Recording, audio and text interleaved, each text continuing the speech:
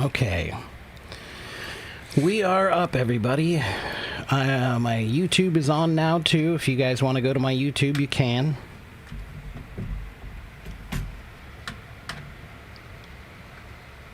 Hello, Lolo.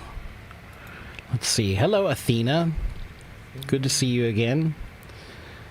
Hello, Judy and Ding Ding and Mohammed and Anna. Hello, Jane and Hajar and Abhishek.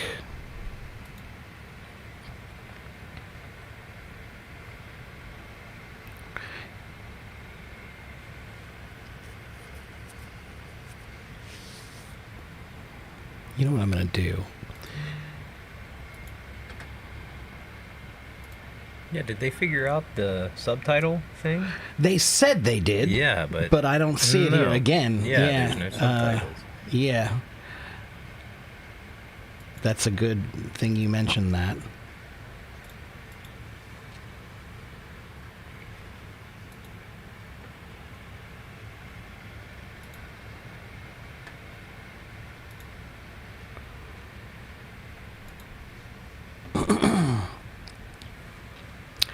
How many hours would it take to go from LA to Oakland? Quite a few.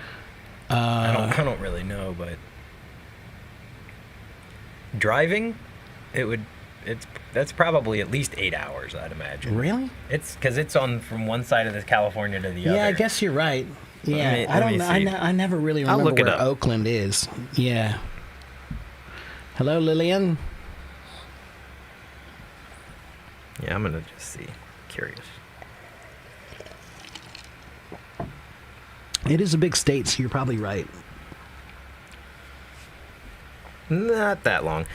It says if you were to drive, this is without traffic, 5 hours and 42 minutes. Yeah, that's kind of what I would have thought. Yeah, maybe more like 5 hours. Yeah, almost 6, and it's 370 miles. So there you go. About 6 hours, I would say, with traffic or so, depending on the traffic. Hello, Bellin. Good morning, Bellin.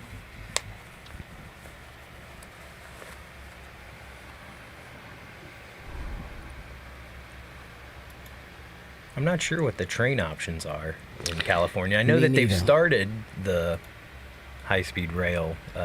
Did they? Yeah, I'm not sure how connected or how usable it's going to be based on experience with American transportation. But well, that plus the other thing about high-speed rail in any other place in the world or public transit in any place else in the world, they get that stuff built fast. Right, because it's not some guys who are milking the clock, basically, is what it is, this giant milking of the clock. Right. Yeah. So they'll take 10 years before it's even done. That's like they take 10 years to do 2 lanes on the highway. Right, and they're just fixing potholes. Right. They're not even making a new road. That is one thing for, We built the entire highway system 10 years, but having control over public, infrastructure does have some pluses. It does, yeah. But we did it at one point in time. We did, We've got, here in Cincinnati, we have a unused subway system that they built in the 30s. Is that what it was? Something and then they never actually finished the tracks, and we don't have the subway. My old band practice room was in the basement of one of those old buildings down there. Yeah. And when you went, we were walking around one day, and we went to the boiler room that was down there, and there was a hole in the back of the wall, and it went right down into the tunnels. Oh, weird. Yeah. And didn't they used to run alcohol? In Prohibition days through the tunnels, yeah. Hello, Hardy Nuri. Hello, Miguel. We're okay. Hello, Jane. Bellin, my glasses are a new thing. I just got them. I'm next. I need some too.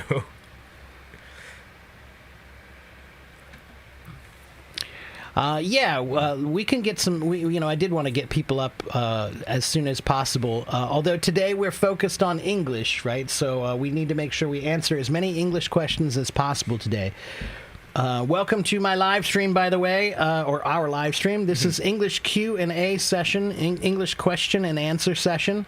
So if you have questions about English, grammar, vocabulary, pronunciation, reading, writing, listening, speaking, anything like that, we are here to help you.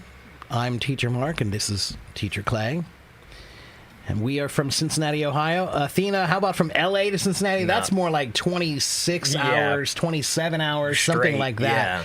Yeah. We did that as a family once, the Really? whole Yeah. family vacation across the country thing, the Chevy Chase trip. And it was a long trip. When I moved to Denver, I drove from Cincinnati to Denver, and that's 17 hours, and it's another 10 plus to LA. Yeah, I think it's like somewhere between 26 and 28 hours to get to LA from here. I drove to Miami, Florida once. Now, granted, I was going like the Keys, but that was like 21 hours. I was going to say, that can be a long time, too. Yeah.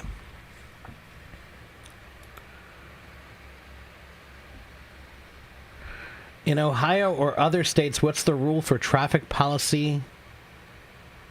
Omar, they don't.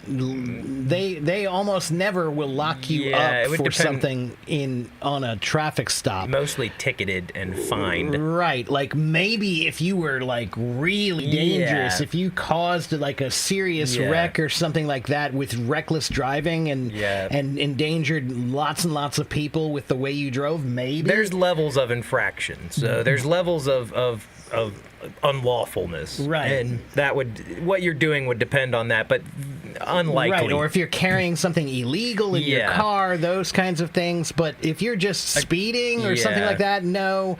If you break any normal traffic law, they just give you a ticket. Yeah, even like something as much as a fender bender or a wreck, you're not likely to go to jail. No, that's right. That. Yeah, unless you're drunk or something. Yeah, exactly. Right? And then you should go to jail. That's exactly right. Yeah. Tanya has a question for you. What is your favorite advice for English learners? Okay, Lillian, we'll get you up in just a minute, okay? Yeah, my favorite advice for English learners is actually something that I learned from Mark, and it would be thinking in the language, because that's what I, have used to really try to improve my Chinese learning, is any time that you can use English in your daily life, use it, and then that way you'll be able to find new words to be able to describe the things that you're experiencing. Yeah, define your world in your mind using English as much as you can. Yeah. So I think that's kind of the best. If there's just one, piece of my favorite advice, that would be it. And that runs along with consistency, because if you're thinking and using it in your daily life like that, then the consistency will automatically be there for That's you. right. Vikash, I see you over there on YouTube, but unfortunately there is no way for me to invite anyone on stage from YouTube. You have to be on Hello Talk to come on stage. Thank you, Ruslan. And hello, Miguel. I don't know if I said hi to him. No, Athena, your questions are fine. Those are cultural. Those are cultural questions. I accept cultural questions as well, so long as they're not controversial ones. Which words are best appropriated matches for the word arrange? Oh, I saw your question the other day, and I'm sorry I didn't get a chance to reply to you. I know you're talking about computer stuff, and you're talking about arrayed. Arrayed. That was the other word that he was talking about, right? I think, to be honest, in most cases, I would say those two words are pretty interchangeable in the context of computers. Right. Organized could be another possible choice that you could use. And I think they use the word array. That word is used a lot more in electronics and computers than in other. That's exactly right. Times in life. Right. It's a tech word. Yes, it is a tech word. Yeah. So, but Ruslan, I think that you'd be okay with either arranged or arrayed for what I think you're trying to use it for, if I remember your complete question. All right, Lillian wants to come up and sing a song for us, so let's get Lillian up here, and maybe she has a question about English too.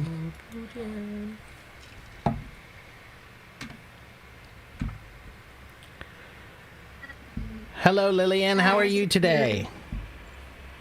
I am doing well. What about you? I'm pretty good. Oh, the audio sounds a little weird. Do you hear that? There's a little echo. Yeah, it's a little delay. Yeah. Thank you for asking.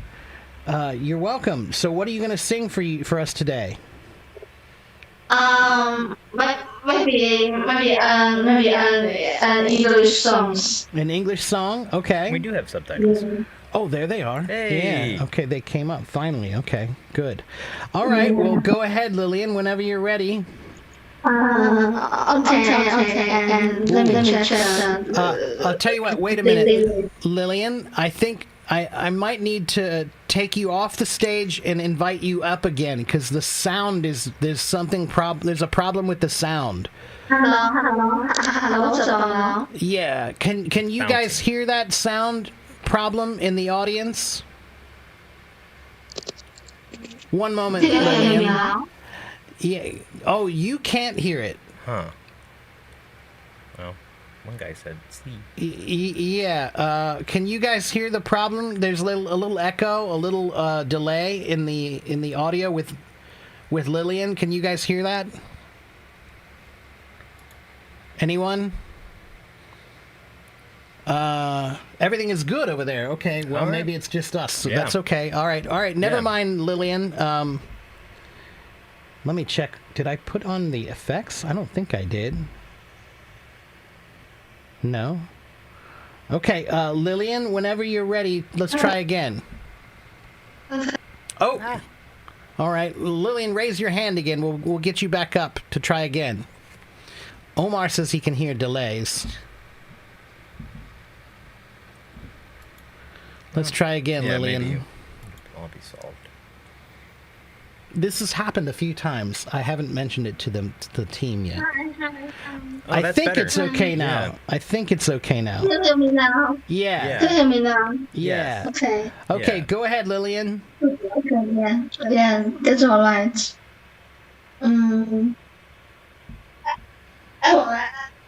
I will see my favorite songs.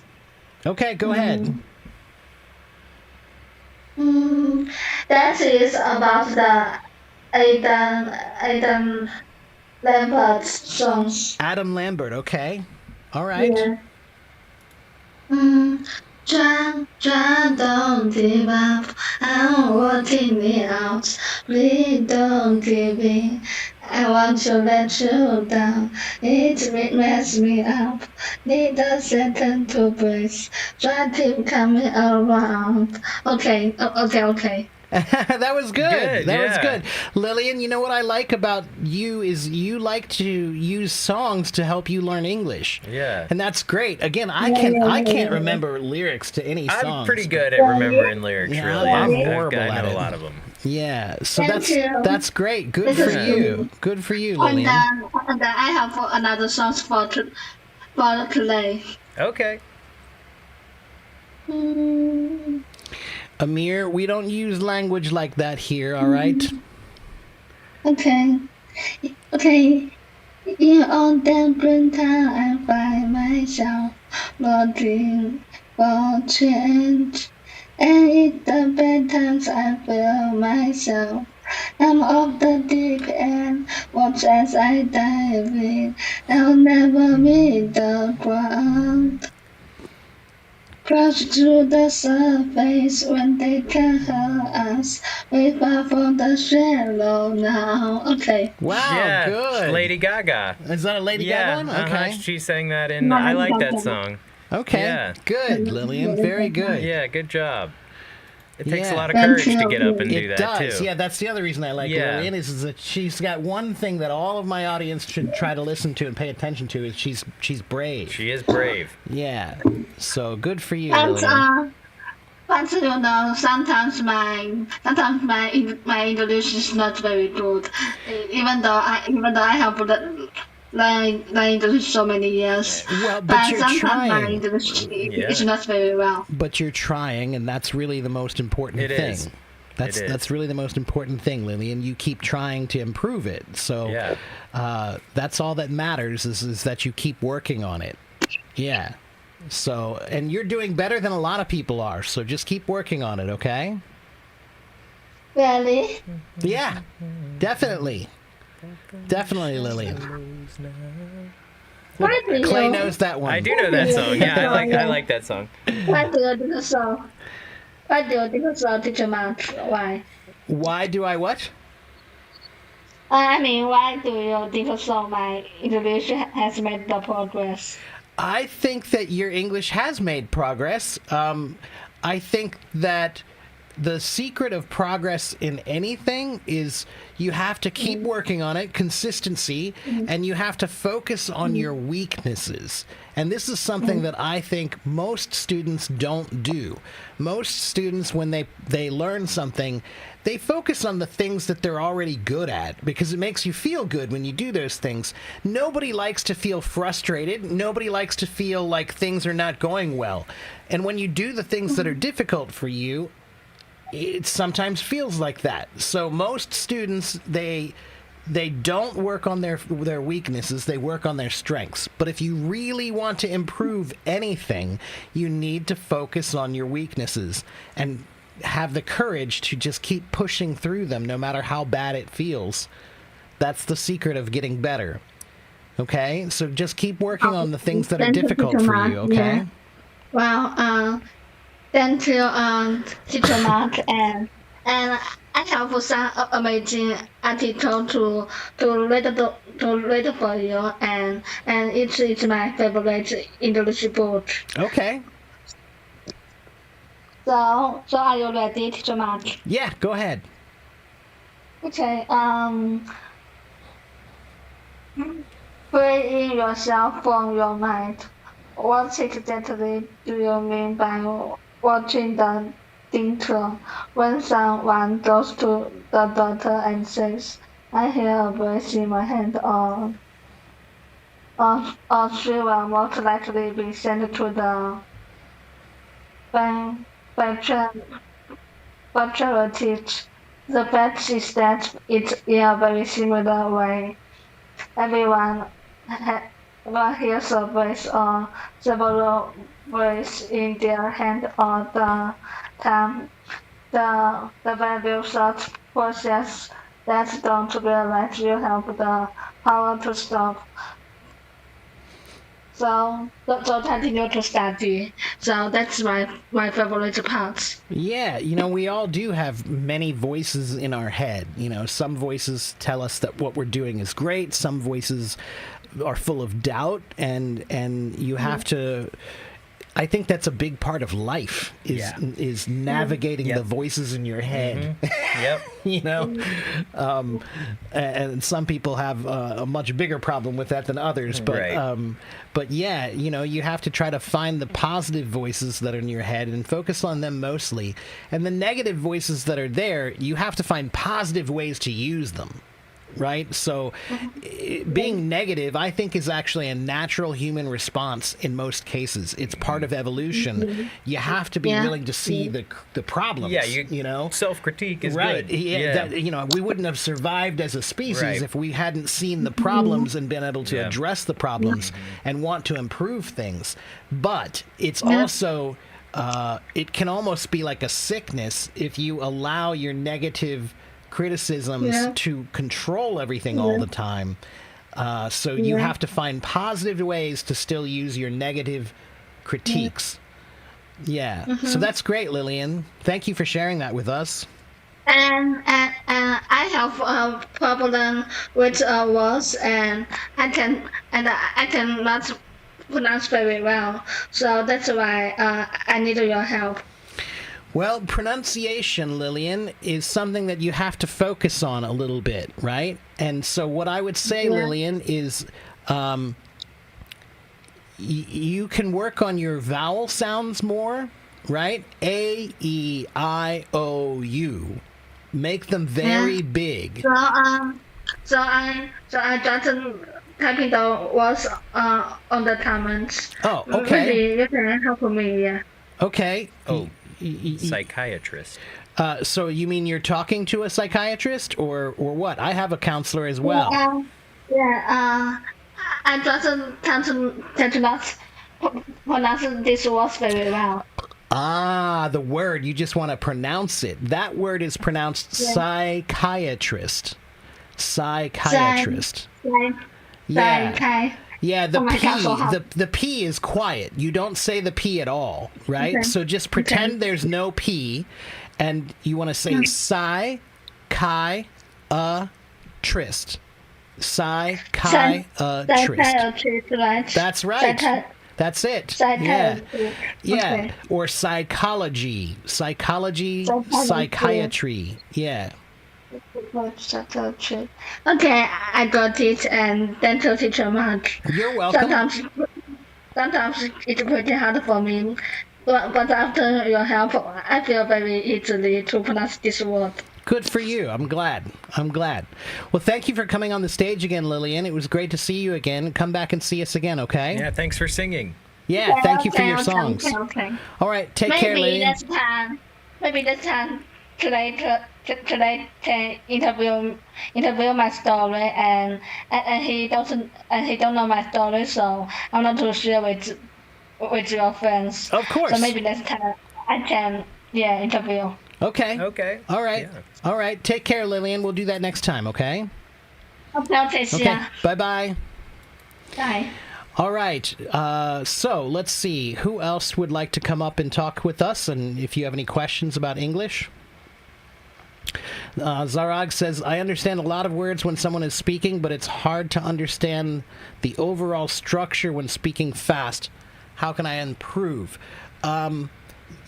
Well, my first tip about that is fairly basic. If someone is speaking too fast and you're talking with them, the first thing you should do is just ask them to speak more slowly. There's nothing wrong with that at all. As a matter of fact, we do it as native speakers too. So, if you want to, if somebody's speaking too quickly, you can just politely say, I'm terribly sorry, could you slow down just a little bit for me? English is not my first language. And then they will. Okay, so that's the first thing that you can do and should do, and there's nothing wrong with doing that. Okay? If you're talking about listening to something online that somebody is speaking too quickly with, what I would suggest is usually things like YouTube or many of the programs these days, you can slow it down, right? You can actually slow the speed of the speaking down. And what I would suggest is slow it down to a speed where you can listen to it. And then every day, try to see if you can speed it up just a little bit more. Okay, musicians do that. I have an app on my phone called Tempo Slow Mo, and it's a musician's app that's designed to help musicians. If you're listening to a piece of music that's very, very fast and it's hard to hear exactly what's going on, this app will let you upload that song and slow it down until you can understand it. And then you learn it at a slower speed and gradually start speeding it up faster and faster until you can get to the right speed. So again, it's another one I use for music that I apply to language learning. Same technique can be used for language as well. Okay, or if you have a recording, then you can get an app like Tempo Slow Mo. There are many ones like that now, many apps like that can slow down the speed of recording without changing the pitch. That's the secret, is it slows it down, because you don't want it to start to sound like this. That's not going to help anyone. But it slows down the speed, but keeps the pitch the same. Okay? Hello, Odie. Good to see you, my friend. Hey, how are you? Rachel, we're talking about English. If you have English questions, come ask your English questions. Hello, Luigi. Thank you for the gifts. Luigi. I was about to, that means right now. Yeah, I was about to do something means you're telling somebody that you were planning to do something very quickly, like within a minute or two, like I was about to call my friend means that you walked in and, I was about to call my friend, but I can talk to you now, right? So I was about to usually means something very in the near recent present. I think she might have been answering a question above flower mail, or not answering, but... well, what is the difference between I will and I will be plus verb? Oh, let me think about that for a minute. I will...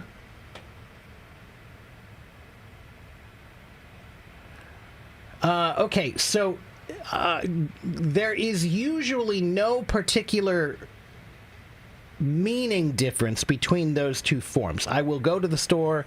I will be going to the store. Both of those imply the future or now. If you're saying I will go to the store, that could be right now.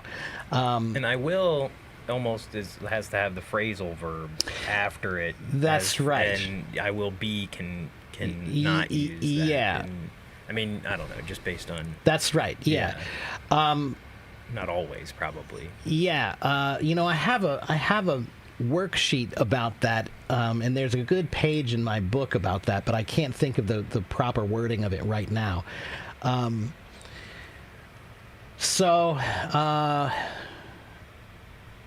me see if I can pull that up and share it on my screen. There's my book right there. This is my favorite English book here. Now let me see if I can find the right page really quickly. One moment here. Let me see if I can find this.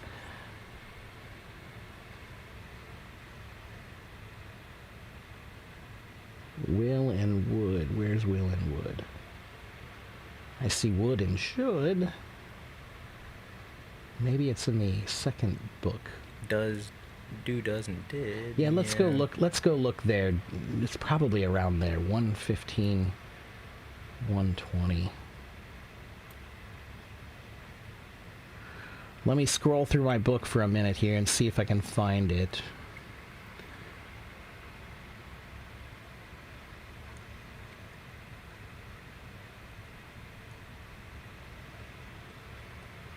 But in most cases, English is something where one of the reasons why it's complicated is because there is always more than one way to say the same thing. Yeah.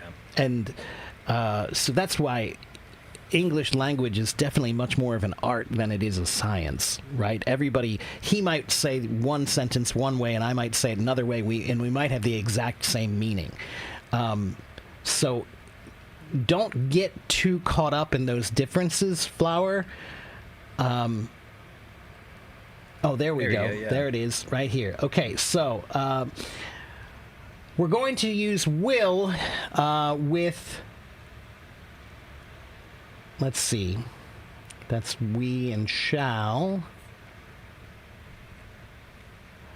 Right, so we use will as a helping verb or auxiliary verb for the future tense, right? So if you don't have the ing, then you'll say, they will finish the job next week.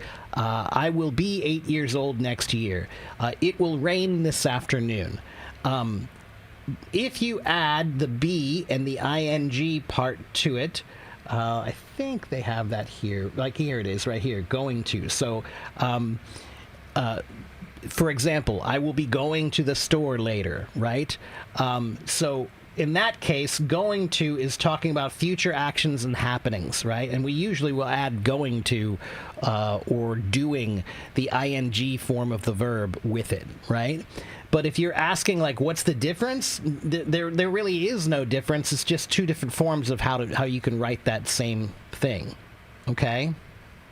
Send me a private message, Flower, and I think I have some worksheets that I can give you that might help you figure that out a little bit better, okay? I don't think I'm explaining it very well right now because I'm tired, but but I think you get the basic idea, okay? It's a bit of a tougher concept. It is, and I'm just, my brain is not that functional this morning. So, okay, let's see.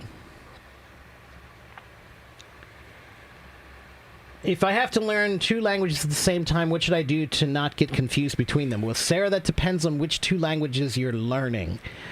There are some languages that are very related to each other, and in some cases might be easier. For example, Italian and Spanish. There are many similarities between Italian and Spanish. And so in those cases, the confusion might be only because they're so similar, right? There could be times when you forget which word is Italian and which word is Spanish. But on the other hand, if you're learning Chinese and Portuguese, those two languages are very different, or Chinese and English. Those two languages are very, very different. when people ask me, can I learn two languages at the same time? Of course, I say you can. Yes. Should you? Is a whole other question. Of course, it's going to be difficult to do. And what I would suggest is, as much as possible, try to think trilingually, meaning think in your native language and follow every thought you have in your native language with the two languages that you're learning, right? So if you think I'm hungry in English, or if think I'm hungry in Arabic, then follow I'm hungry in English, and then I'm hungry in French or whatever other language you're learning, okay? And do that as often as you can to reinforce those languages being learned together, okay, the concepts being together. Okay, how can you practice the American accent? Brel? Which American accent? Yeah.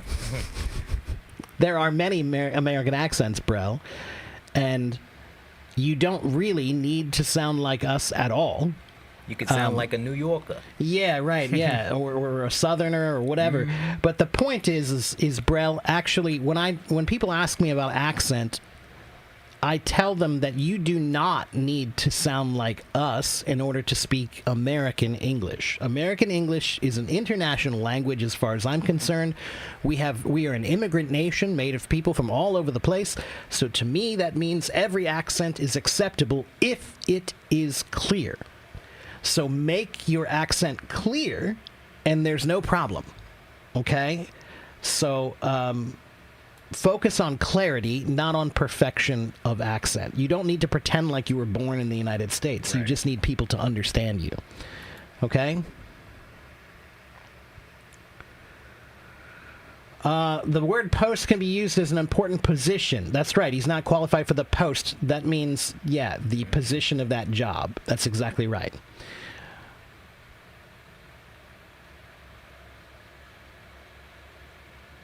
Hello, Nakan. We're talking about English, guys. If you have English questions, we're English teachers. We're here to teach about English. Would you tell me the difference between I will be taking the exam tomorrow and I'm taking the exam tomorrow? Same. Nothing, right? Yep. That's exactly my point. That's exactly my point, is that there could be a few rare cases where there might be a slight difference that I will could imply sooner. Right. But in most cases like that one, they're completely the same. Okay, I will take it tomorrow. I will be taking it tomorrow. Exactly the same meaning. Yeah. Okay?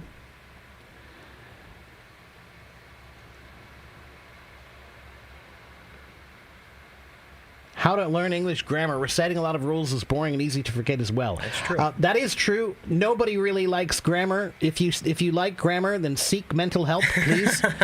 But Becky, I think it does matter. You should have the right book. Okay, so let me give you the name of the book that I like, and hopefully you can get that book. And I have probably about 70 English books, and I'd say about 20 of them are grammar books. And nearly all of them are boring and dry and difficult to get through. But I have one book that is not. It's called Basic English Grammar. It's by a company called Saddleback Publishing.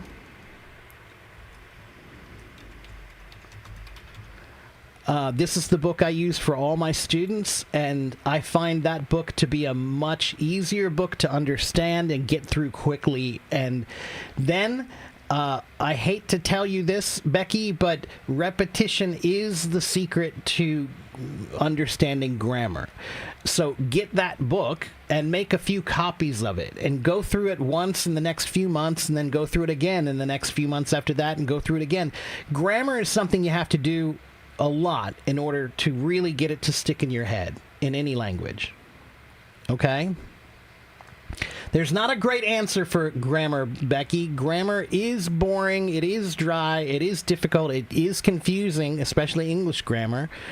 There are no real easy answers for that one. Yeah, it's maybe the hardest part. It really is. I think it's the hardest part of any language. Yeah. I agree. Yeah. Because each language has their own differing rules, on grammar, and that makes it tough.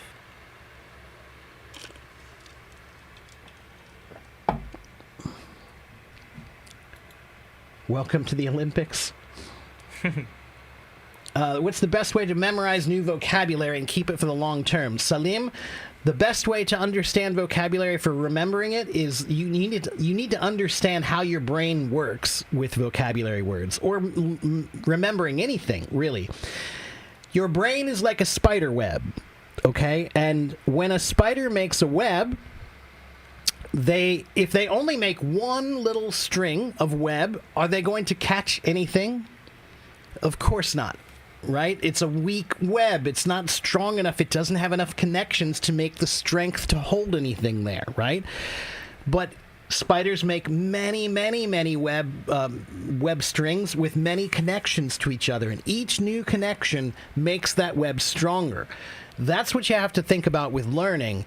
The more ways that you can interact with the information, experience the information, use the information, explore the information, engage with the information. That is how your brain will remember it. So you should read it, you should write it, you should listen to it, you should find out about where the word comes from. You should use it in some sentences, make some normal sentences, make some funny sentences.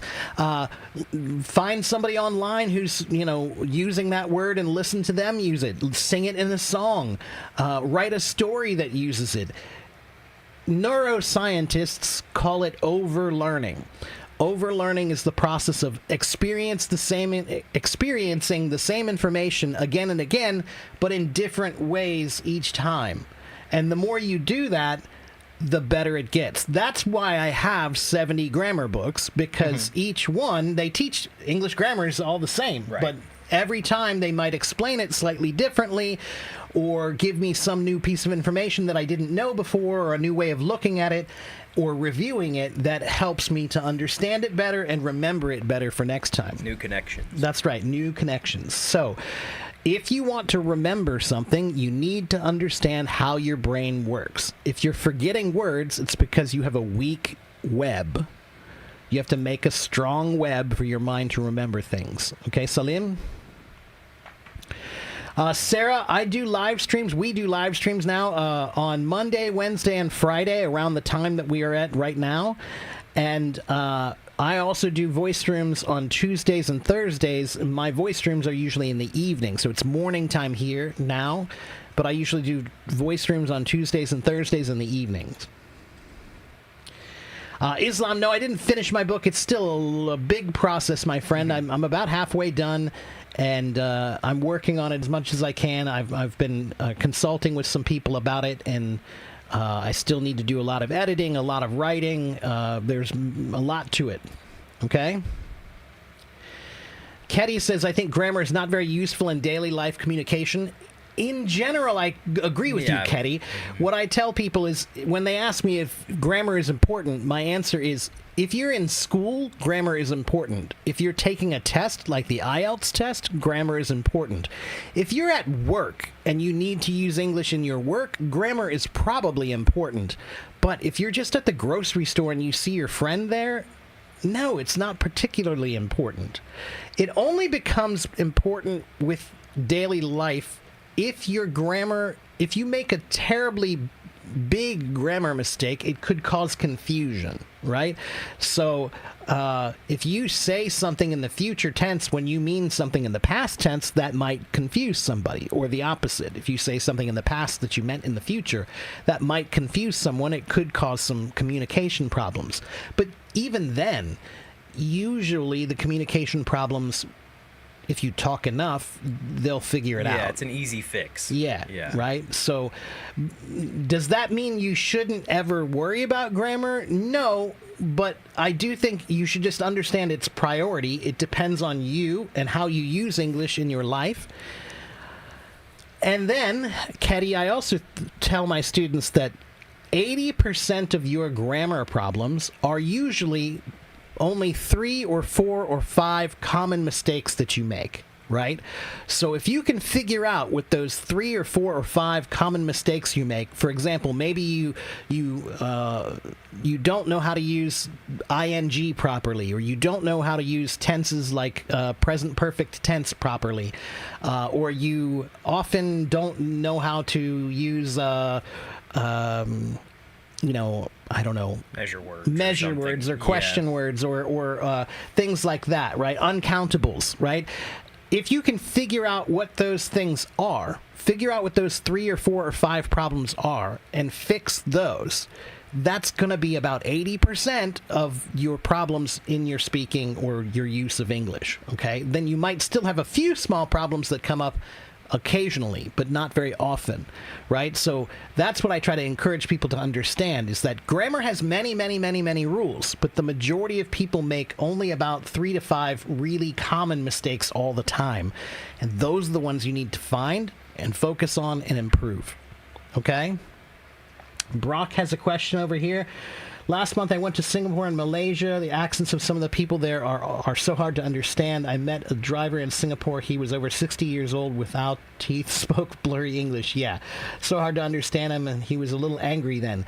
Sounds like he was doing all right. Yeah, it sounds like you did okay, Brock. But yeah, that's language. That's language. Everywhere you go in the world, there are different accents, and some people speak better than others, and that's always the challenge of language, I'm sure you did the best you can, Brock, and taxi drivers sometimes, older taxi drivers can be a little bit grumpy Yeah. sometimes. That's just the nature And of he may have been doing the best he could do. That's You right, know, yeah. I'm it's- sure he some of his anger was maybe his own frustration. Yeah. If you could describe what you need to say, then that's more than grammar, right? Right, yeah. Most of the time, that's all you need to worry about is communication, not perfection. Okay? Tanya says Russian grammar is a nightmare compared to English. Sure it is. Yeah, I'm not aware of that particularly, but there are many other languages. Latin grammar is also really, really insane. But grammar in general is the bane of most languages. And I think that it's one of the problems with language is that grammar becomes this traditionalist value that is unchanged, and it actually needs to change. Yeah. It needs to be more fluid, I should say, and it needs to be more adaptable Yeah. to modern. Maybe accepting. Yeah, it needs to yeah. be- I think that there's a traditionalist view of grammar in almost every language where they say, no, this is the way it is. You can't change it, and we've always been doing it that way. Well, that doesn't really have any value to me. And in reality, a lot of the time, it's not always been. That's that right. way. That's exactly it has right. changed That's quite right. a bit. That's right. There's a throughout history. lot of that they Yeah. don't even acknowledge. Yeah. That's right. Yeah. Okay. All right. Let me try to catch up with the comments, and I'll get somebody else on stage here really quickly. Hello, Jesus. Good to see you again. Can I bring you up? Of course, Athena. Let me get you up on the stage. And Moritz wants to come talk to me as well. Hello, Athena. How are you? Hello. I'm okay. Good. Just yeah. It's good to see you again. 好久不见. 好久不见. Good to see you both. And are you two brothers? No, we're just recent friends. Yeah. Recent friends. Yeah, I found him on Hello Talk. I was looking on Hello Talk. Hello Talk has a feature of finding people nearby you, right, close to you. And I messaged a few people that are in my city who are on Hello Talk, and he is learning to be an English teacher, and he's also learning Chinese. So I said, well, that's interesting. Like, I think we have a lot in common. We got together and had some coffee, and we hit it off right away. And so we're now kind of teaming up together here on my streams. Yeah, that's really great. Yeah, it's good for me. Like, takes a little bit of the pressure off of me. Yeah, you know? and it's good for me to have something to learn from and someone to learn from and learn from all you guys as well, helping me learn how to teach. Yeah, and Athena is a teacher as well. Oh, good. I'm not a good teacher. Yes, you are. You know what? If you think you're not, you probably are. Right. because that means you're trying to improve. Likely. Yeah. Almost everybody who's good at something doesn't think that they're very good at it. That's what makes them good. They always are critical of their ability, and they want to improve and keep working on it. So you're better than you think you are, Athena. Thank you so much, and I learn a lot from you, not just English, but also how to communicate with people, how to treat your students, how to talk, encourage them. I recently feel frustrated about English. Yeah. Because when I listen to native speakers talk to each other, not teachers. Teachers always speak. Always. They're more careful with their language. If they talk to me, then they will let me understand what they are saying. Mm-hmm. If they talk to each other, then there are lots of words I don't know, and especially when I talk to them. Sometimes I talk with them. I don't know how to speak, how to make the sentence. But that's true in any language, Athena. Like on my Facebook feed, I have many of my friends from Taiwan there, and sometimes I translate what they write in Chinese, right? And they often use slang language and common language that's Chinese language, and when it translates, it makes it hard. It's impossible. It doesn't make any sense at all. Yeah. And I'm sure it makes sense to them, but when I try to figure out what these characters together mean, it doesn't mean anything to me. And that's just the way it is. But if I talk to them in Chinese myself, then they use more simple language, and then we have no trouble usually, So but that's just language. But other Chinese, some can speak fluent English with native speakers, and I know I'm really lack of vocabulary, but when I learn English on the app, another app, it let me translate some sentences, from Chinese to English. Then I often use wrong expressions or wrong orders, and well, you know what, Athena, I want to teach you something that's another lesson from music that I like to think about often. In music, in jazz music, there's a famous jazz musician from America. His name is Miles Davis. He was a trumpet player, and he's one of the most famous jazz musicians of all time. And one thing that he said that was great is, if you play a wrong note, then the next note you play can make it right. And Herbie Hancock is a famous piano player, and he just told a story about this just recently I saw. They were playing a show together, and Herbie plays piano, and Miles plays trumpet. And in the middle of Miles' solo, Herbie accidentally played the wrong chord, and it was really bad, he said. It was a really bad chord, and it sounded terrible. But then, instead of getting mad, Miles played a few different notes that suddenly made his wrong chord right. So in language and in music, you can usually make it right by saying different words after that. So follow it up and explain yourself, and be creative with how you use language, and understand that language is not a science, it's an art. So I try to tell people that I can't draw a dog. Like if you want me to draw a picture of a perfect dog, I can't do that. But I can draw a dog that you can recognize, right? I can just draw a picture that's a sketch, and you can say, oh, that's a dog. That's how language is. You don't always have to draw the perfect picture. You can draw something that's close enough, and people will understand what you're meaning and what you're trying to do, right?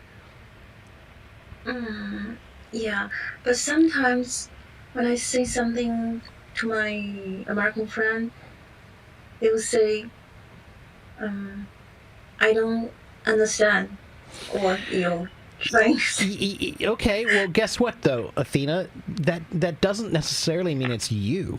Right. It is my...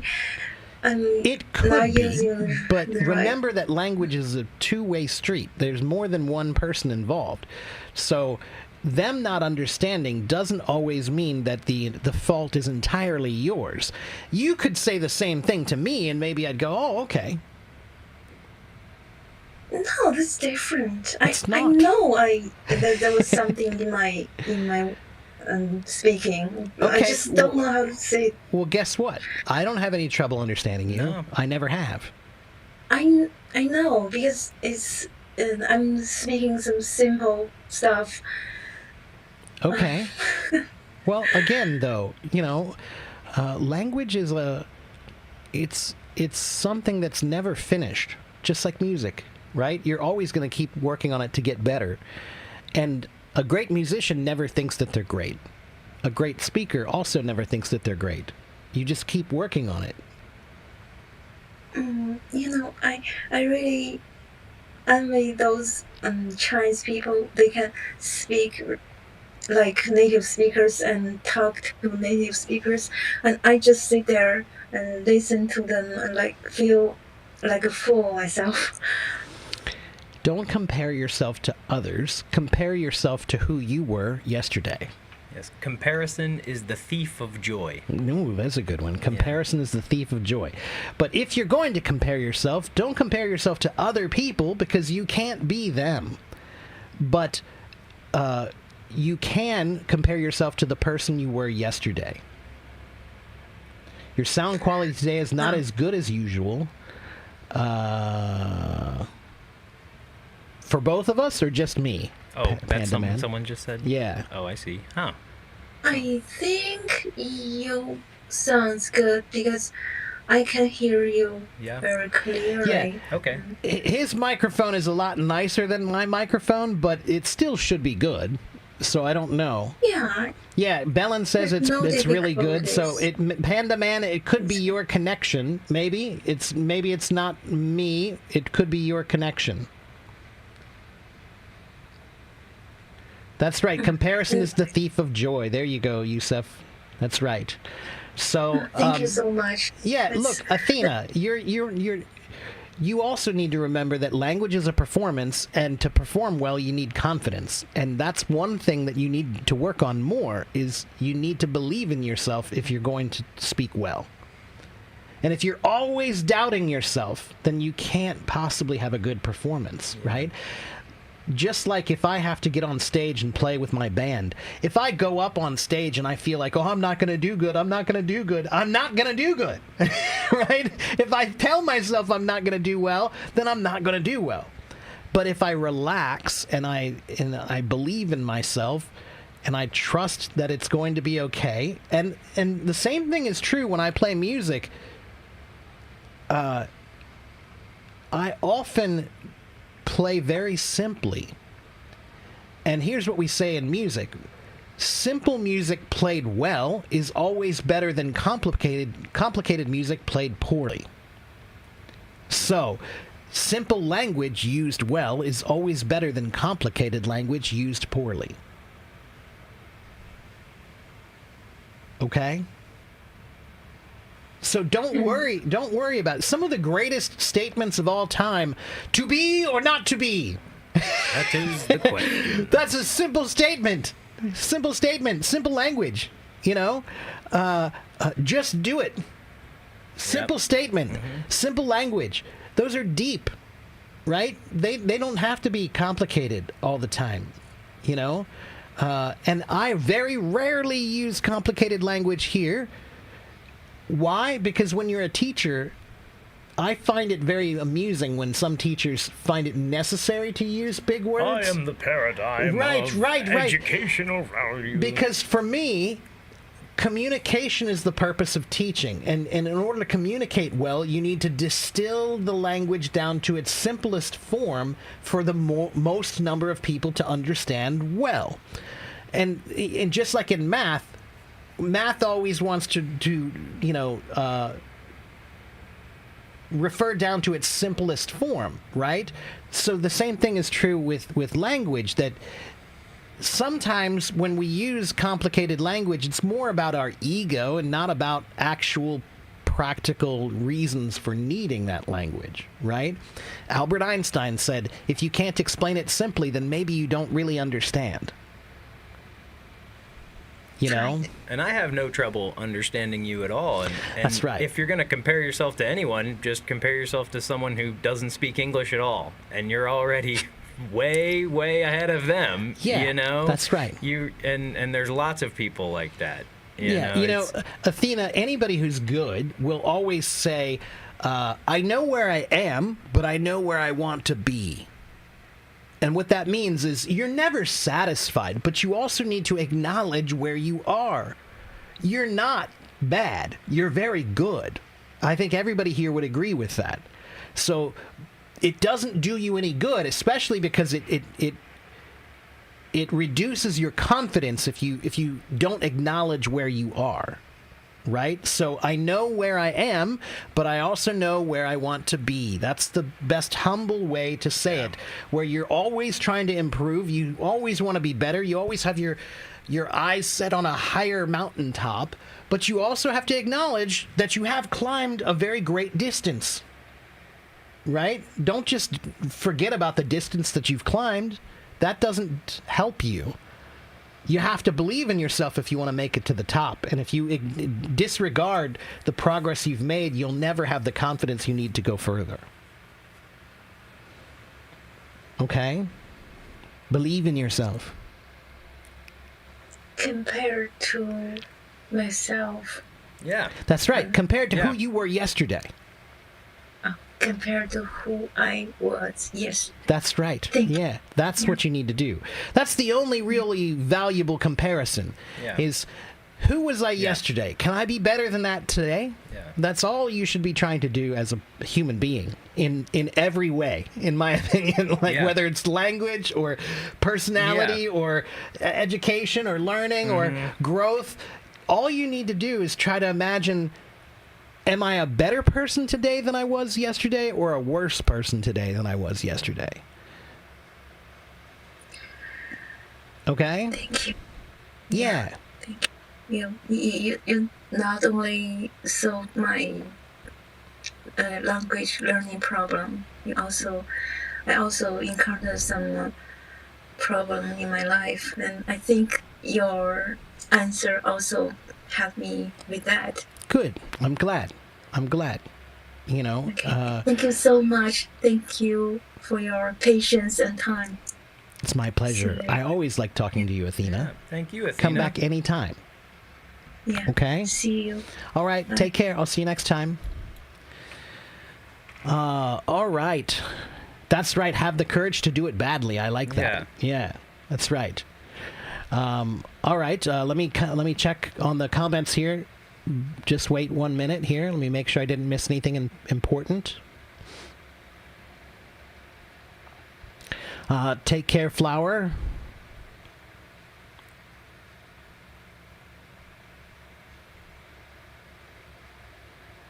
Bellin, you're going to be fine when you see me.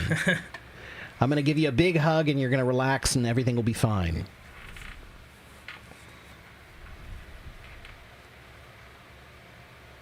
That's right. Communication is the purpose of teaching. I have something that I know that you don't know, and I need to get it out of my mind and into your mind. And what good does it do if I use language that makes it more difficult for you to understand? Right. That? So many teachers really have a problem with this, and I think every child or student has experienced this. They've had a teacher that deliberately, they think they're doing people a service by raising the bar of their language, but I only alienating. think that's true if they're able to also say it in a simple way, Yeah. right? If they're able to follow up their complicated language with simple language, then that's okay. Yeah. I can live with that. But that's not what I've usually Right. experienced. Usually, it's almost more of an exclusionary, Yeah, an ego right, type ego-based thing Yeah. where they want to feel important and special, and that's the power of language. Language has great power, and it can be used to include or exclude, depending on how you use it. There's definite history of that. That's right, here yeah. In America. Okay. Thank you, Teacher AS. Hello, good to see you. What do I think of Elsa Speak? Yusuf, what is that? I think I remember that, but I can't remember what it is. What is Elsa Speak? Remind me.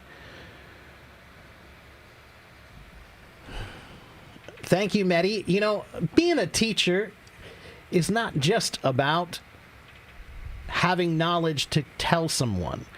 Being a teacher is also about encouraging the student to believe that they can learn that knowledge. And I've learned that the hard way. I had teachers that did not encourage me, and I had teachers who did encourage me. And I think that that's a crucial part of being a great teacher. If you can't encourage a student, then you're only doing half the job. And anytime I criticize a student, I always do it in a positive way, right? So if my student does something and it's maybe incorrect, I won't say, no, that's all wrong, that's terrible. No, that's wrong. Wrong, no, Yeah. I don't do that. I say, that was great, that was really good. You know, I noticed one little problem. Let's see if we can work on this thing, and next time it'll be better, right? And I always try to start with a positive before I give them any criticism whatsoever, right? You have to support your students. That's a big part of the job of teaching, in my opinion.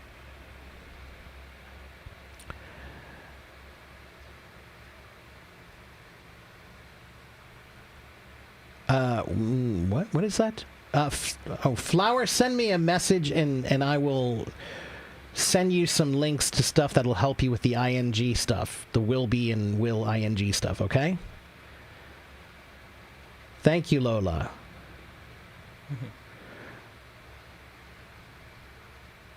Oh, Elsa Speak is an application. Oh, I'm not familiar with it then, Yusuf, so I can't comment on it. Hi, Dana. Hello, Dana. Good to see you. Improving with AI. Well, I don't know that one, but I do think that using ChatGPT or AI as a new tool for improving your communication and your language is great.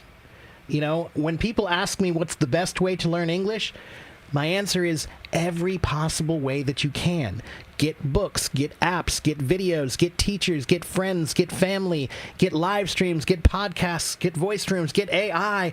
Anything that you can get that will help you learn in a different way or another way is good. Now, some people say they get confused by that, but to be honest with you, I don't understand that. And I think that that's only because you've been trained to learn in a mono...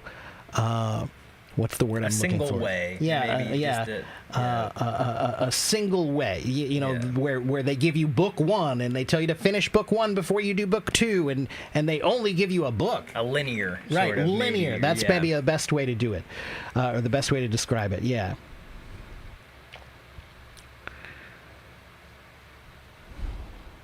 Okay.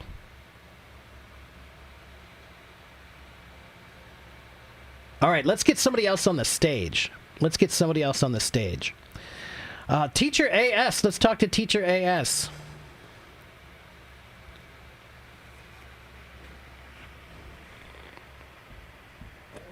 What's happening? Hello, my friend. How are you? I'm so happy to see you. I'm kind of tired, but I'm always happy to see you. I'm like, okay, I'm going to have to make a cup of coffee to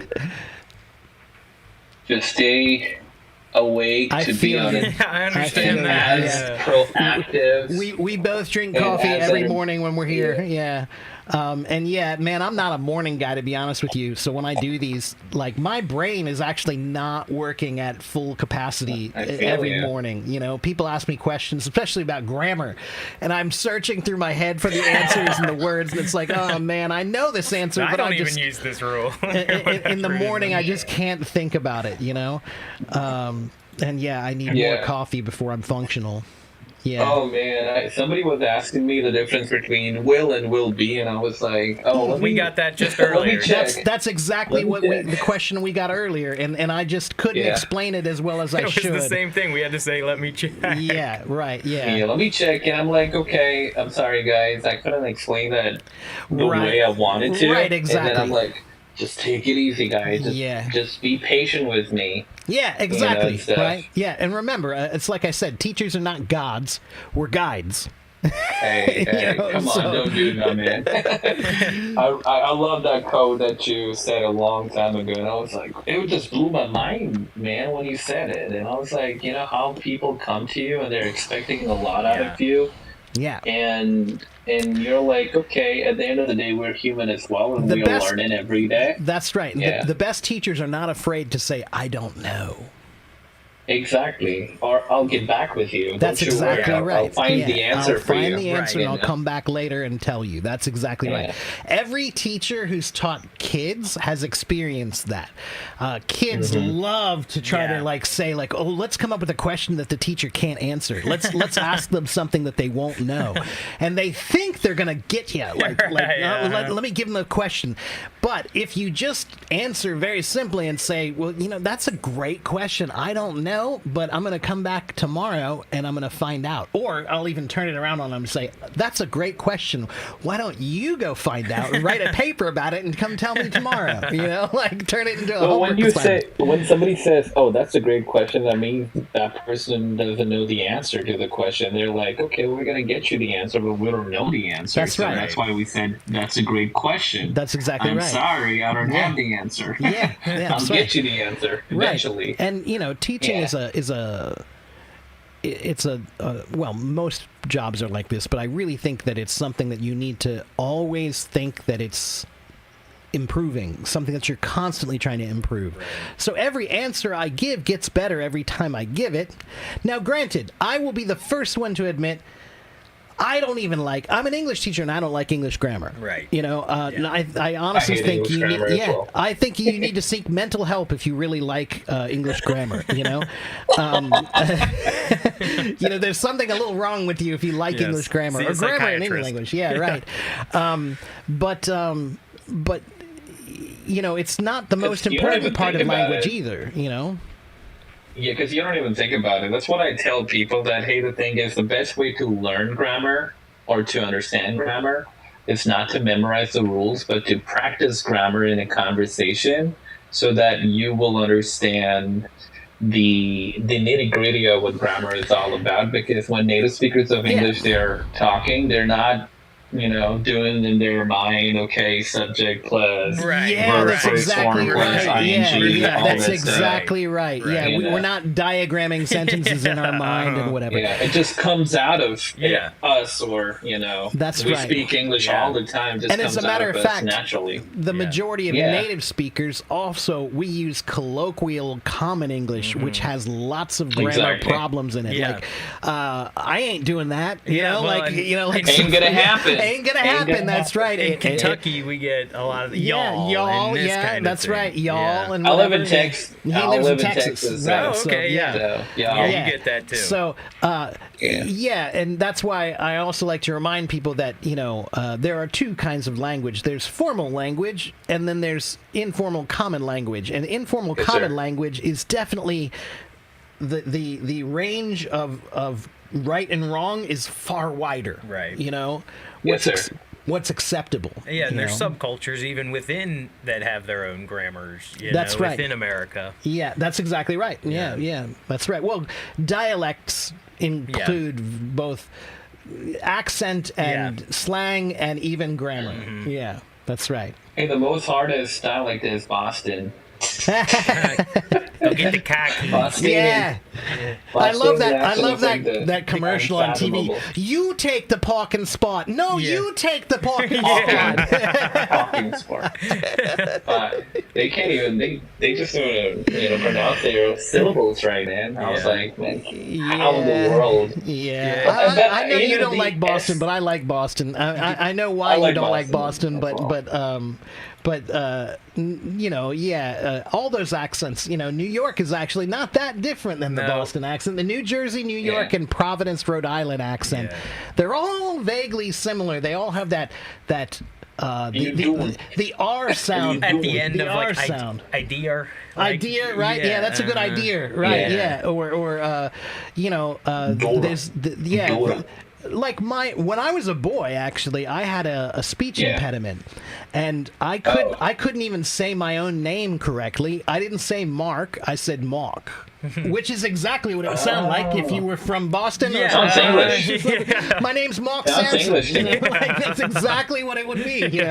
So it's just a different form of the letter R. Really, that's the Yeah. biggest thing about their accent. Well, and I was born in New York, and my mom said that there was a way you could tell what part of New York someone was from by asking them to say 33rd and 3rd. Oh, wow. The That's street funny. cross, and they say Oh, 33rd wow. and 3rd. 33rd and 3rd, Or they'd right, say yeah. 33rd and 3rd. Yeah, and it that's would be, right, and you yeah. could tell where they were That's from in New funny. York based on just Yeah. that short explanation. And there's also the East Coast thing of use guys. yeah, use guys. What is use guys yeah, doing? what's use up? use. Yeah, I love that one. When I used to go to visit my grandparents in Pennsylvania. Oh, yeah, they you lived get the in, use. They lived in Scranton, which is Yeah. it's very, very small town, Uh-huh. and it's that kind of you guys want to go to the store, But they don't even pronounce their words right. I've got a lot of friends in Pennsylvania, and one of my closest friends, she always says water. Instead of water. Yeah. Water, right? Water. Yeah, Water. Wooder. yeah, that's Yeah, right. that's Water, not- that's right. That's not Yeah. even English. That's Right, not even yeah. proper neutral Yeah. American But accent. on the other hand, like the What? other day, I was listening to the BBC, and they're pronouncing. I love the BBC accent because the A sound on the end of a word is an R. Rusher. Yeah. Rusher has been, and it's like, why did you put an R on the end of anything with an A on who's it? this man rushing around? Right, Who's right, the exactly. rusher? The Rusher, exactly, yeah. And that is actually a thing. I think I read about it. I can't remember what it's called now, but there's a Yeah. specific.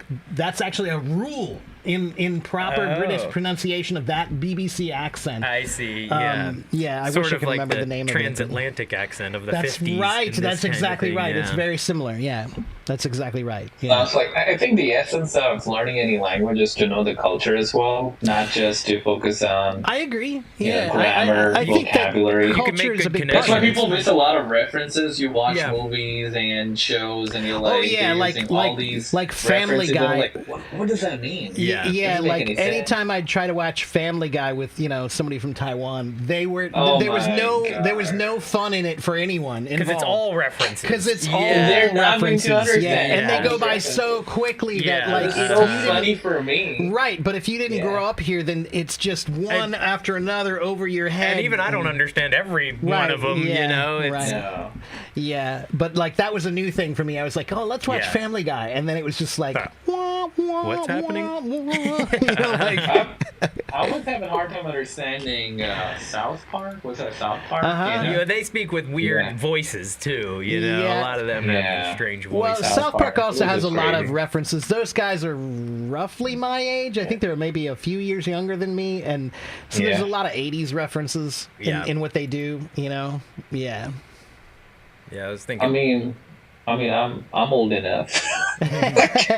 Well, but I'm significantly older than both of you, I think. So. Oh yeah, you You are. know, like we were But- talking about but- Robin Williams the other day. We both were influenced by Robin Williams, but Oh, I my I God. grew You're up gonna with make me Mork and cry, I grew up man. with Mork and Mindy. You know, like I Yeah. grew up in the Oh. 80s, so I was watching the 80s stuff with Mork and Mindy, and he grew up with like Jack and Jumanji, Jumanji yeah. and those 90s his- movies yeah. that were a bit later. Jumanji and his robot movie. I still remember where he was an android. Yeah, and stuff. was it Yeah. AI or Oh, I think it was AI or AI. something. Yeah, It yeah, was yeah. an AI. Yeah, that Yeah. was great. That Yeah. was really cool costume was. and makeup. Even his bad my movies God. are good. He's like pizza. Yeah, You know, it's uh-huh. like even a bad pizza. Right. It's pizza. I Yeah. can still eat it. You know. Yeah. We were talking about him the other day as well. I was the biggest fan of Robin Williams, and it was so sad that you can't even tell by looking at his face that this man can be suffering from Right. depression and Oh stuff. yeah, like especially in the last 20 years or so. When he was younger, he was just constantly on, and you could only imagine what pressure that would feel like Yeah. to feel like you're always on Yeah. in this super I'm sure. energetic routine that he had. And anytime you see someone, you have to almost be that, or else you're not even yourself. And Like then he put a facade surprised on, a yeah, lot put of a people. facade on, and Yeah. just That's be right. somebody that you're not. Yeah. And he You surprised a lot of people when he started doing the more serious movies, and that's when Yeah. like when he did What dreams may come. no, and what's the one with he was 1 a hour teacher? photo? Or He was a no? teacher. Oh, you're talking about not that one, Renaissance the Matt Man. Damon. Matt Damon. No, not No, that where, one. no, where he stands. earlier. That's a good one. But yeah, where he stands up and What is it? Oh. Carpe Diem. Yeah. And I know what you're Yeah. talking the about. Dead Poet Society. Dead Poet Society. Dead That's Po- the one. Oh, that and was Bicentennial Man was Yeah. the name of the other movie too. Yeah, that's Bicentennial right. Man. Yeah, Dead yeah. Poet It was Society not is an a AI. great Yeah. movie, and it Yeah. was one of the movies that inspired me as a teacher. Yeah, too. Dead Poet Society's great. But when I he think started was a doing those philosopher in that, the other roles, one. I think it surprised a lot of people because they saw this completely other side of him Yeah. that was much more serious and contemplative and Exactly. emotional. Yeah. You know. And then in Good Will Hunting too, like yeah, you Good Will mentioned. Hunting, too, yeah. He was Yeah. great. And that one, that's the one I was talking about, where Yeah. he was sort of like a philosophy teacher and was He was a helping Matt psychologist. Damon. Yeah, he Yeah. was a Psychologist. psychologist. Yeah, and which is funny Psychologist. because to be honest with you, that character he played in that movie reminded me so much of my father, who is a psychologist. That's funny. Yeah, like when he did that movie, Your I was dad like, is a wow, that's, psychologist? yeah. Wow. I was like, wow, this character is. There are times when I was like, wow, that's like exactly the way my dad Yeah. does things and acts and whatever. So yeah. Anyway, I was just thinking about Matt Damon, how intelligent he was, and then he was able to compete with all those Yeah. Harvard, Columbia, Ivy School kids and stuff, how he was reciting all that crazy. yeah, that movie had a great message. Yeah. You know? In real life, Matt Damon's That's mother crazy. is a teacher, and he's Really? yes, Wow. and he's always very much in the teacher's camp, when it Yeah. comes to Yeah, my mom issues. is a teacher. So is Good mine. Morning 25 Vietnam, years. another good one. Yeah, Good Morning Vietnam That's is another great one that yeah. really inspired me. Good, yeah. Yeah, my mother is Yeah. a teacher as well. My mother teaches theater and drama. My mom is a kindergarten teacher for Nice. 25 years. Yeah, my that's mom's good. been close to that too. Yeah, it's been about Good for you. 24. Yeah, that's awesome. 25 years. Yeah. So that's yeah. why you're a good teacher.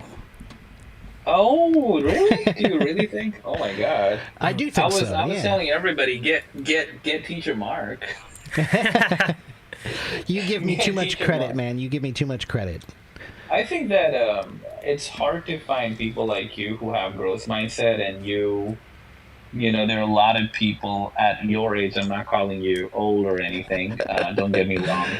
But there are a lot of people at a certain age where they get to a certain age and they're like, okay, we have learned enough and we don't have to progress in our life Yeah, anymore. nothing needs right? to change now. Yeah, Right. And I honestly right. think that's Sort a of big like- part of the problems in society is ego tells you that sometimes I feel like it's when you have kids. The first time you have a kid, now all of a sudden you're Now I know everything. You're the master Yeah. authority figure on everything Yeah. in the world because you have to be in some regard Right, to have right. a child. But the Yeah. thing You have to is, define their you world. come- Yeah. But When you come across somebody who challenge you and you're like, oh my god, you get to learn a lot Right, still. right, man. You're- right. you're And way honestly, behind. it's that thing where they say you can't teach an old dog new tricks. That's only true if you stop teaching the old dog. Yeah. But if the dog That's not is my always first learning- rodeo. Yeah, that's That's what they right. say. If you keep learning, then your brain still stays Mm-hmm. fresh. But if you stop learning, that's when you start becoming that person who's rigid in the way they think, and they're unable to Exactly. grow Yeah. anymore. And Bell and Growth the mindset Birdcage, is really I do love important. Birdcage. What'd You know, you there's say? one that I love that, what's the name of that one? Let me find it. He's like a car salesman. Oh, and I love that one. Yeah, So, and then there's the whole hostage holdout and all that. That movie's I love fantastic. That movie. Yeah, that's an Which one is underrated that? one. What I is can't that remember called? the name Let of me it. see. Which one is that? I Let gotta me watch find it. man. Robin Williams, car salesman. Yeah, and he's got all his girlfriends. Echo. Yeah. I'm just kidding. It's called Cadillac Man. Yeah, Cadillac Man. Yeah, Cadillac Man. I think Yeah, that I've seen that's it. an It was a underrated one old that, movie. that flew under the radar. Yeah, Oh, and you know, I think I've got to. yeah, you got to get going, Dang it. don't you? I know. And the time flew. I really want to stick around too, but Yeah. I've got to go to work. So I'm gonna head out, and I appreciate you guys being with me and hanging out. Thank you, man. I've heard a lot about you, man. Oh, I've heard a lot well, about you. hopefully all Yeah, good. well, I didn't properly All right. introduce you guys. Teacher AS, Teacher Clay, Teacher Clay, Teacher Hey. AS. Nice So, to meet you. yeah. Yeah, nice to meet you, Teacher Mark. Mark has been on my live stream, and we hung out, and we did sort of like a podcast together. I asked him a lot of questions and after questions, and he was like, "Oh my god, I can't answer anything." I'm just kidding. But no, we're really good friends now. But I do want to say he is the epitome of what growth mindset is all about. He's I helped me think a that- lot, even in just a few weeks here. I I've try. been- I yeah, try. I've been I trying don't to- want to yeah. put He that moniker embodies on me, that, but I and try. not a lot of people are like him, and he's so humble as well, and he just gives everybody an opportunity all the time. So that's why I said, give Teacher Mark. Follow me as well, guys. Wink. Yeah, that's I'm right. just Follow kidding. Teacher AS, everybody. If you're looking for another great stream to watch, another great teacher, make sure you guys follow Teacher AS here. Okay. Well, it's great to meet you. Yeah, let me It was. let Great to me meet you let too. Clay out I'm the gonna door head out. here. Bye, guys. All right, I'm here. Yeah, I'm here. I'm Yeah. gonna manage your live stream for a second. All Oh, you right. can't even hear. Facing the camera as I leave. Yeah.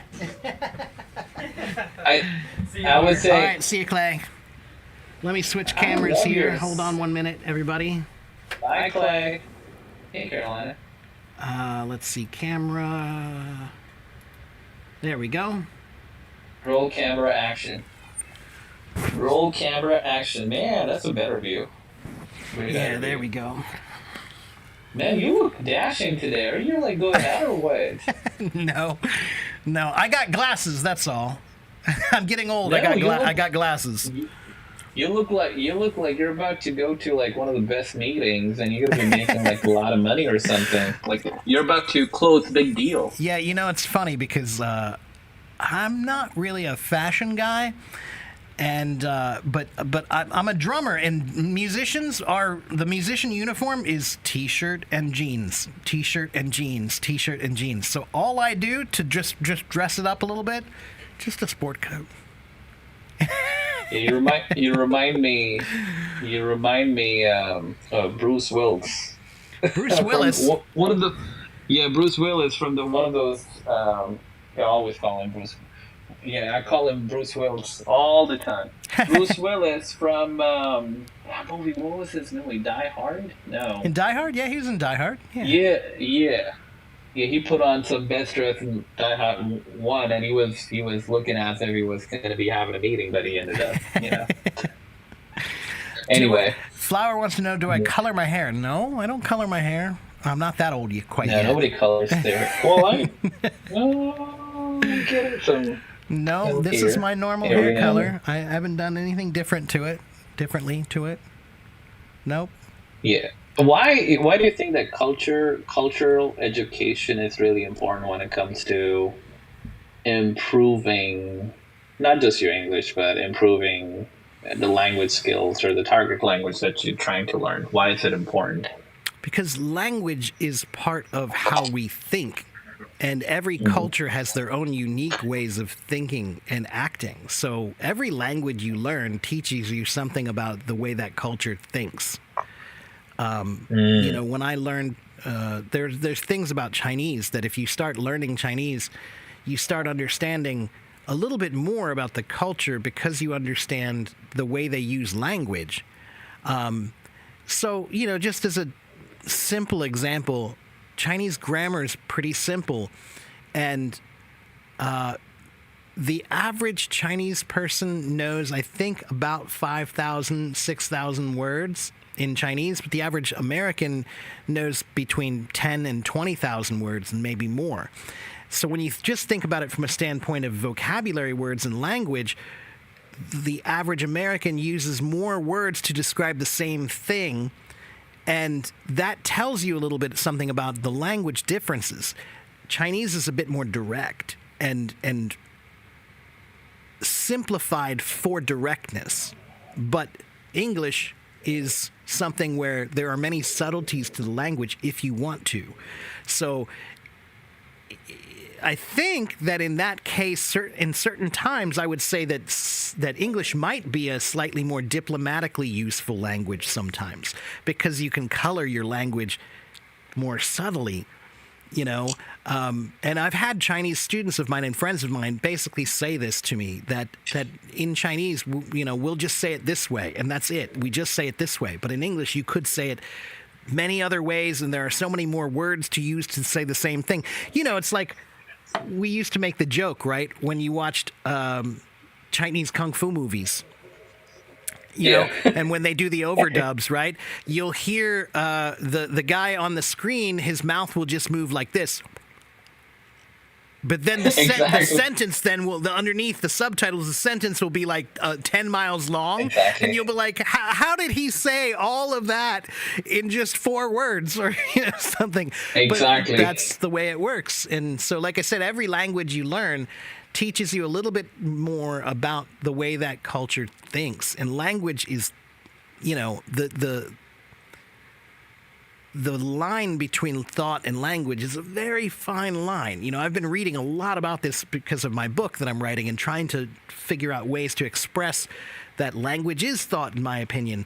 And there are lots of, you know, details to that are not entirely clear. You know, you can have thoughts without language, but then how do you describe it to someone?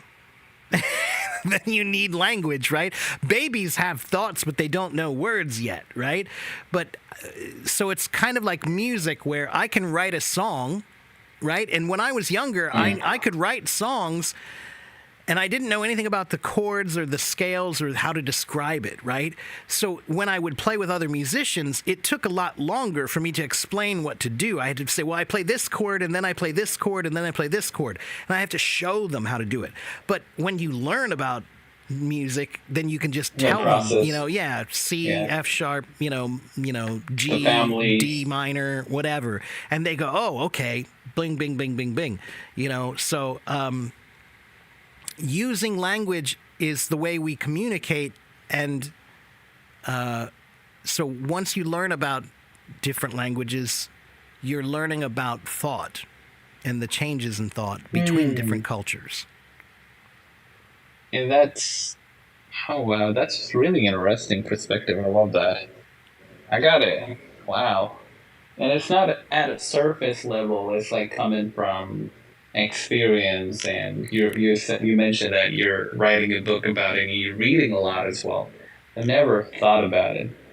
Way more than that. Language is not just, okay, you're gonna memorize 5,000 words, or you're gonna understand, or you're gonna memorize a lot of rules of grammar. It's way more than that. And that's what I had to work on when I was in the process, and I was like just sitting down in front of TV watching movies after movies. I was like, okay, let me write it down, understand what's the meaning of this reference, because I wanted to educate myself culturally, and I didn't want to feel like an outcast. It's like the word etiquette, right? Etiquette is part of what we're talking about. There's different etiquette between different cultures, right? Well, the word etiquette is a French word, and it actually originally means a ticket, because in French courts, they used to carry a little piece of paper in their pocket that had a list of the rules of how you were supposed to behave in court. Whoa, That's where etiquette comes from. Interesting. A ticket. A ticket just means a piece of paper. That's all a ticket means. And, you know, now we think of it, it means, you know, a piece of paper for purchasing something like a train ticket or a plane ticket or a movie ticket or something like that. But the original meaning of the word ticket just means a piece of paper, and, you know, it was like a receipt, essentially. But when you look at the word etiquette, it's a piece of paper with the rules of behavior that you carry with you to know how to behave. And again, that's French. That's French culture. That word is French. That tells you something more about how French culture is a lot more based on etiquette, or at least then it was, They're super proper. Right. So language teaches you about the way that culture reacts, the way that culture thinks, the way that culture behaves. And, correct me, David Goggins, I don't know if you've heard about that guy, David Goggins. I ended up finishing his book recently. And he said something really good in one of the chapters where he was having a conversation with his mom, and mom is describing her struggle. But then he mentioned that you got to be a disciple of discipline. How do you resonate with that when it comes to learning a language? You have to be a disciple of discipline. That's interesting. Well, yeah, I think I would agree with that. One of the things I try to encourage everyone here to understand is, again, a parallel to music where if you want to learn how to play the piano, I see this all the time on my streams. Somebody will say, I've been learning English for 1 year and I still can't speak well. And I ask them, if you played piano for only 1 year, would you think that you'd be a genius player? No, nobody's a genius after 1 year of piano. Why do you think you would be a genius of language after 1 year? No. And then, if you really want to be good at piano, how many hours a day would you need to practice to become really good? Not just 30 minutes, not just an hour, probably a lot more than that, right? You need to make it a very serious discipline, like you were mentioning, right? It's like Bruce Lee said, I'm not afraid of the man who's kicked 10,000 kicks one time. I'm afraid of the man who has kicked one kick 10,000 times. And exactly, repetition. That means repetition of one thing where you're focused on discipline and perfection of one thing, right? So I try to get everybody to understand that if you really want to be serious at language, that one, you have to understand it's a lifelong pursuit. You're never finished. There is no finish. Forget about the word fluency. Just keep working on it. And two, you need to take it a bit more seriously than you are, which is a big reason why many people don't get into learning languages. They think it's too big of a time commitment, and they're right to some degree. But I just think that the problem is they're associating that time commitment with formalized traditional methods of learning language, which are boring and time-consuming and not particularly effective. So if you can use this idea that you need to invest and you need to spend time, but you need to do it in valuable ways. So that's why I say you need books and apps and friends and teachers and tutors and live streams and voice rooms and podcasts and AI and any tool that you can get, and think every day in the language you're trying to use. That's what I would call integrated learning, which means trying to make learning part of your daily life and trying to climb the mountain. Make it a lifestyle. Climb the mountain from every angle that you can, not just one path up the mountain. Yeah, make it a lifestyle. Go through different detours instead of just choosing one path. I think that people, like you mentioned while Clay was here before, you did mention that people end up restricting themselves or hampering themselves to only one way of learning. Mm-hmm. And traditional, I think that every possible way that you're going to be coming across is going to work in your favor if you're using it instead of just looking at it. If you're not putting anything into practice, you're not going to yield the results that you're looking for. That's true. That's true. Again, language is like music. If a student studied music for a year and couldn't write a song or use any of it at the end of that year, you would think there's something seriously wrong with that learning program. But students learn languages all the time, and they study it for a year, and at the end of that year, they can barely use the language at all. That means there's a problem with the methodology of learning. Well, they're just learning the language just to pass the exam, not That's exactly right. Yeah, and I was just talking to my father about this the other day, that I think that every first-year language course should be geared towards practical usage of the language, not towards grammar and those types of what I call minutia, really, of the language. Minutia, exactly. I love that word. Yeah. The minutia. Right. Yeah. So basically, I think that the first year of a language course should teach you that if you were to take a vacation to whatever country, if you're learning Spanish and you go to Spain, you should be able to use your language to say who you are and go to the restaurant and order food and go to the bank. And, if you need to talk to friends and new people, then you can introduce yourself and have simple conversations about simple things. That's what they should be focusing on, practical usage of the language. It shouldn't be about writing French poetry or Spanish poetry. It shouldn't be about, like I just saw somebody the other day who posted on Hello Talk. They're studying English and their teacher told them to translate a Middle English story, a poem. Why? What value does that have? You do that? None. Yeah, that doesn't have any value for even a native speaker. Why would you do that to somebody who's Japanese trying to learn English? That's ridiculous. And a bunch of other people said the same thing. A bunch of native speakers all said, that has absolutely no value in language right now. And this is what I mean, is they focus on things that have no practical value in all language courses, but especially first year. Yeah. I think that if one way is not working out for us, then we should explore for more ways and stuff. I agree. And if the second way is not working out, okay, look for a third way. That's right. Third way is not looking out, look for a fourth way. And that's what growth mindset is. That's You're right. Not and I also going to be satisfied. Yeah, I also think that sometimes people get a little too hung up on the idea that this way doesn't work for me, but this way works for me. So I used to think like that I learn better from watching and doing than I do from writing and reading, these different types of learning styles, right? And that's true. However, just because you are better at one particular learning style doesn't mean you shouldn't try to use those other learning styles. Sure, yes, the one is good for you, but the other ones also have value. And you'll get better if you use them more, right? It'll never get better if you never improve those things. But if you use them, then you will. So again, that's why I keep telling people you need as many tools as possible for learning anything. And the more tools you have, it's like looking at the mountain from a different angle. I love that. Okay, what you gonna be saying to somebody who's like, how long does it take? Forever. To learn. Forever. I hate that. It's like asking, if there's no end to the race, then how can you get there faster?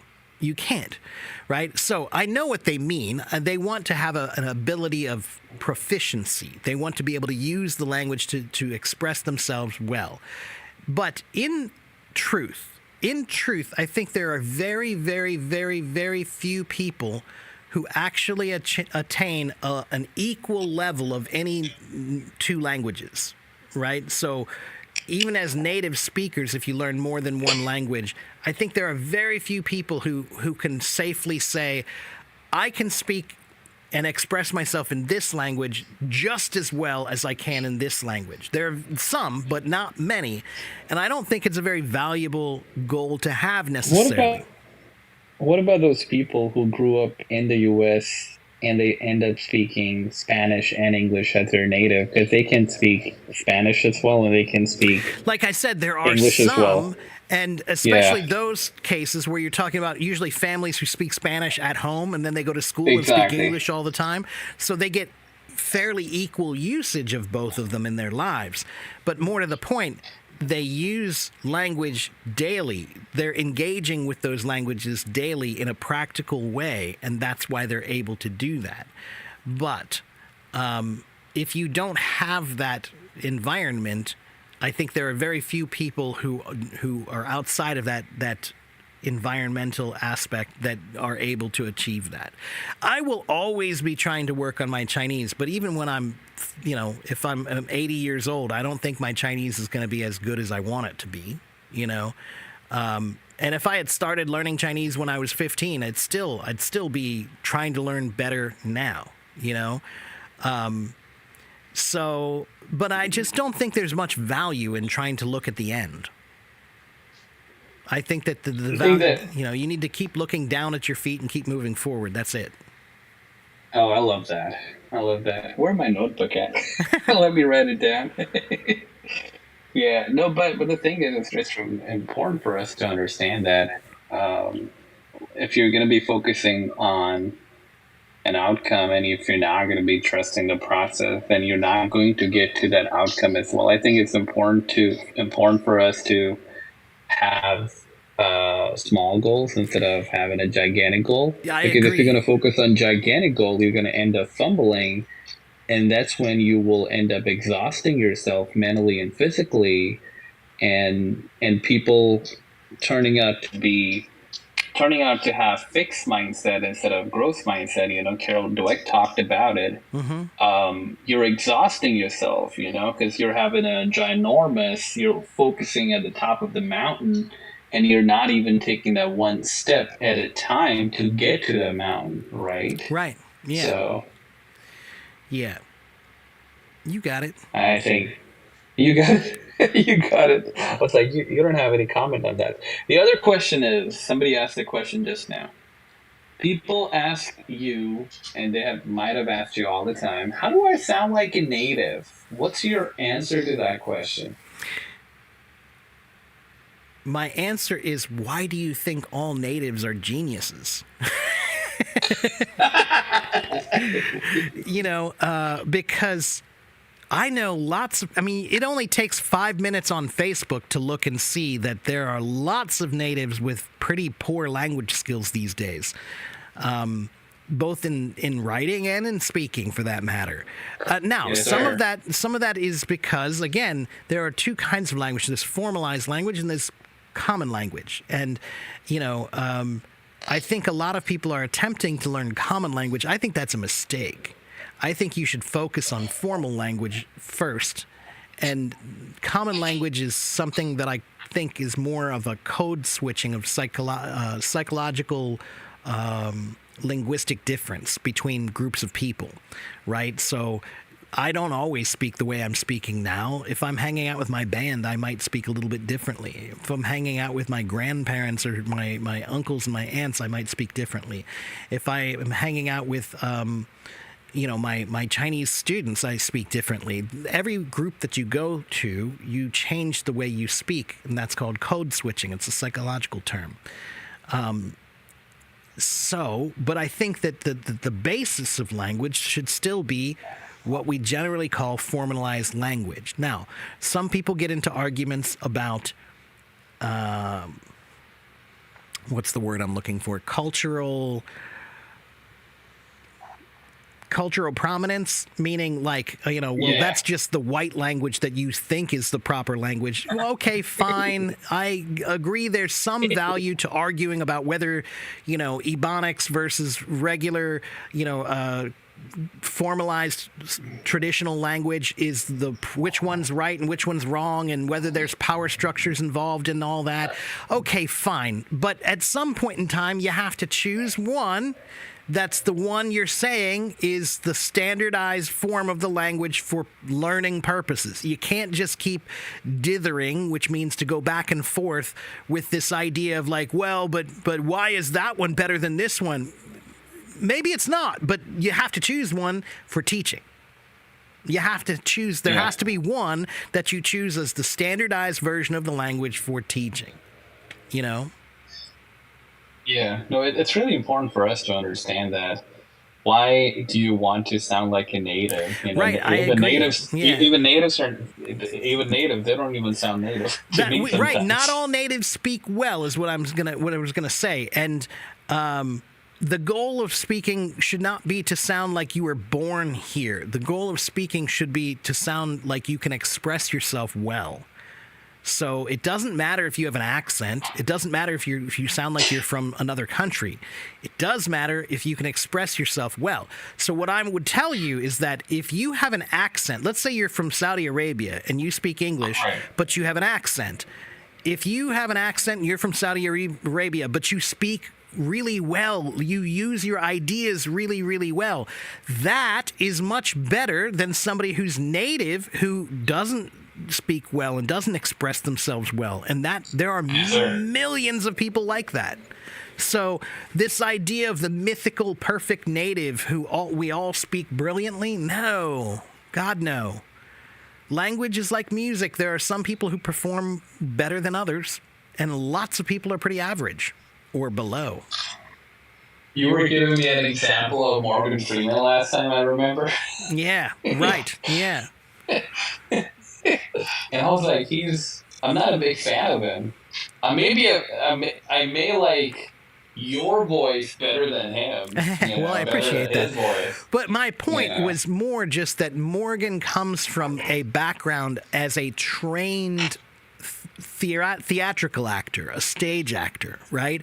And theatrical actors spend time on diction. That is my point.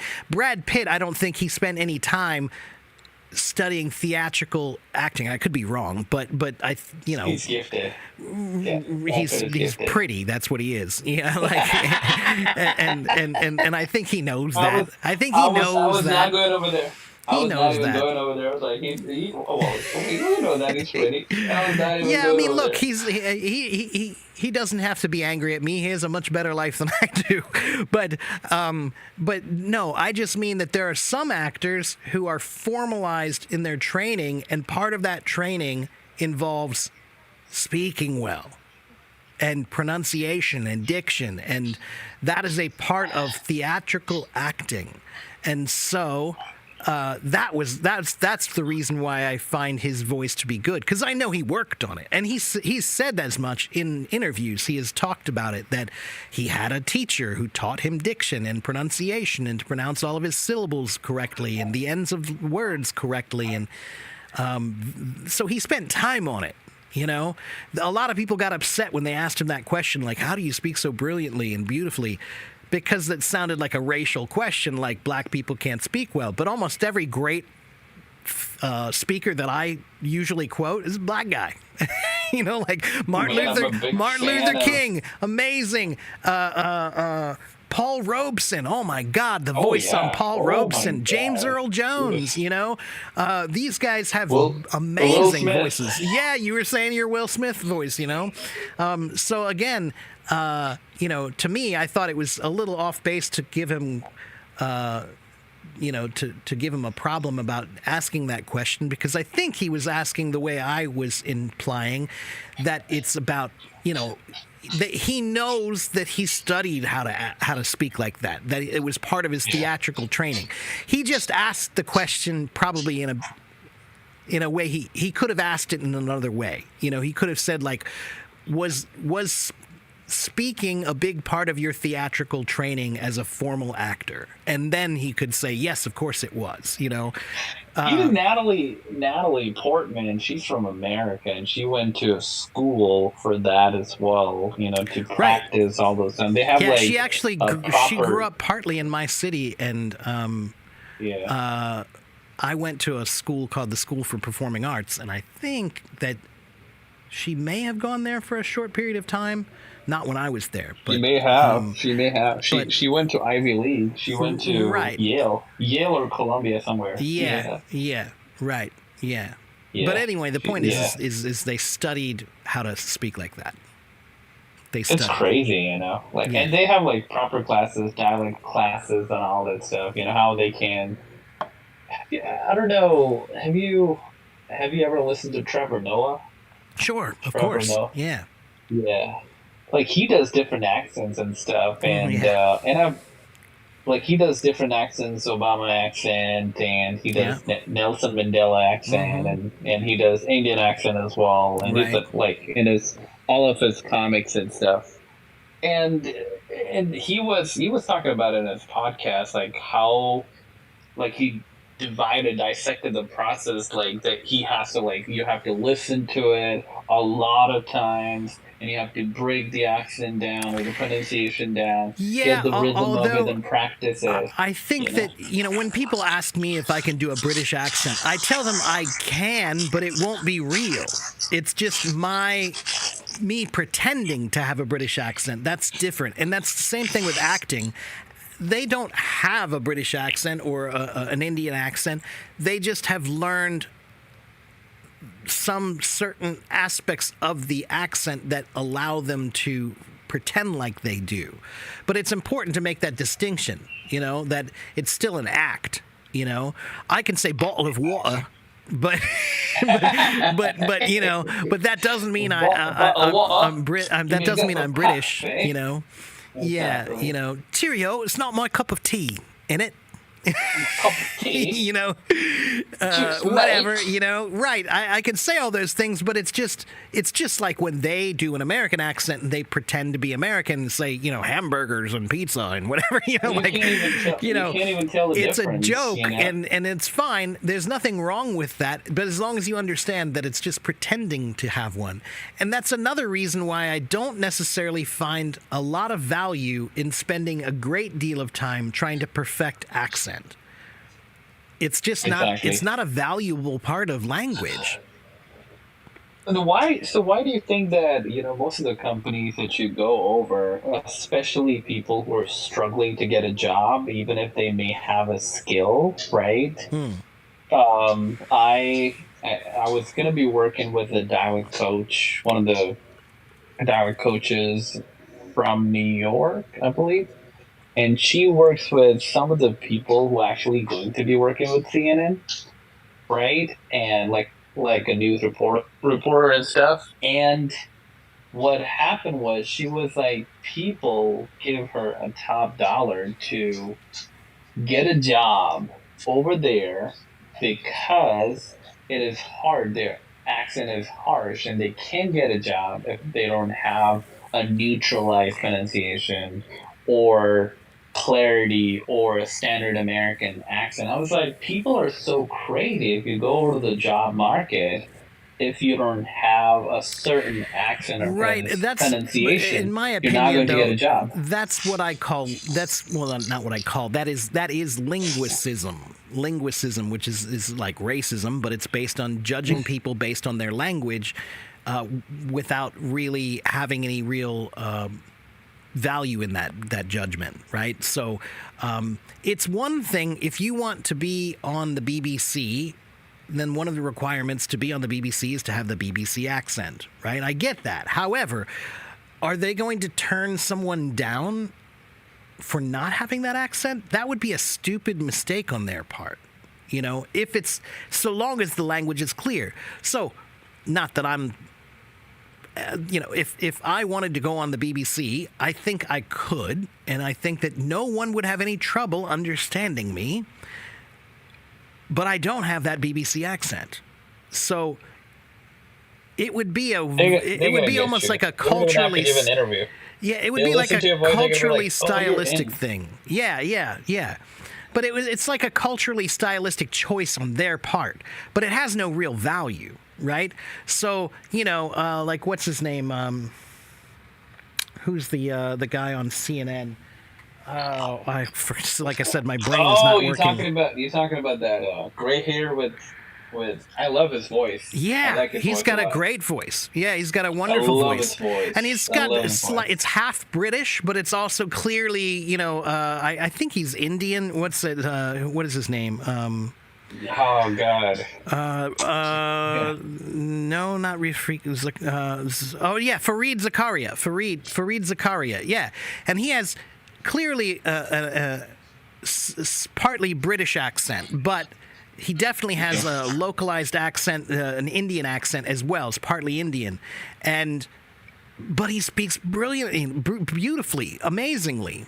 So who cares? If he has a slight accent, nobody should and nobody does, speaking well is all that matters. Speaking clearly is all that matters. Perfection of accent is of no real value.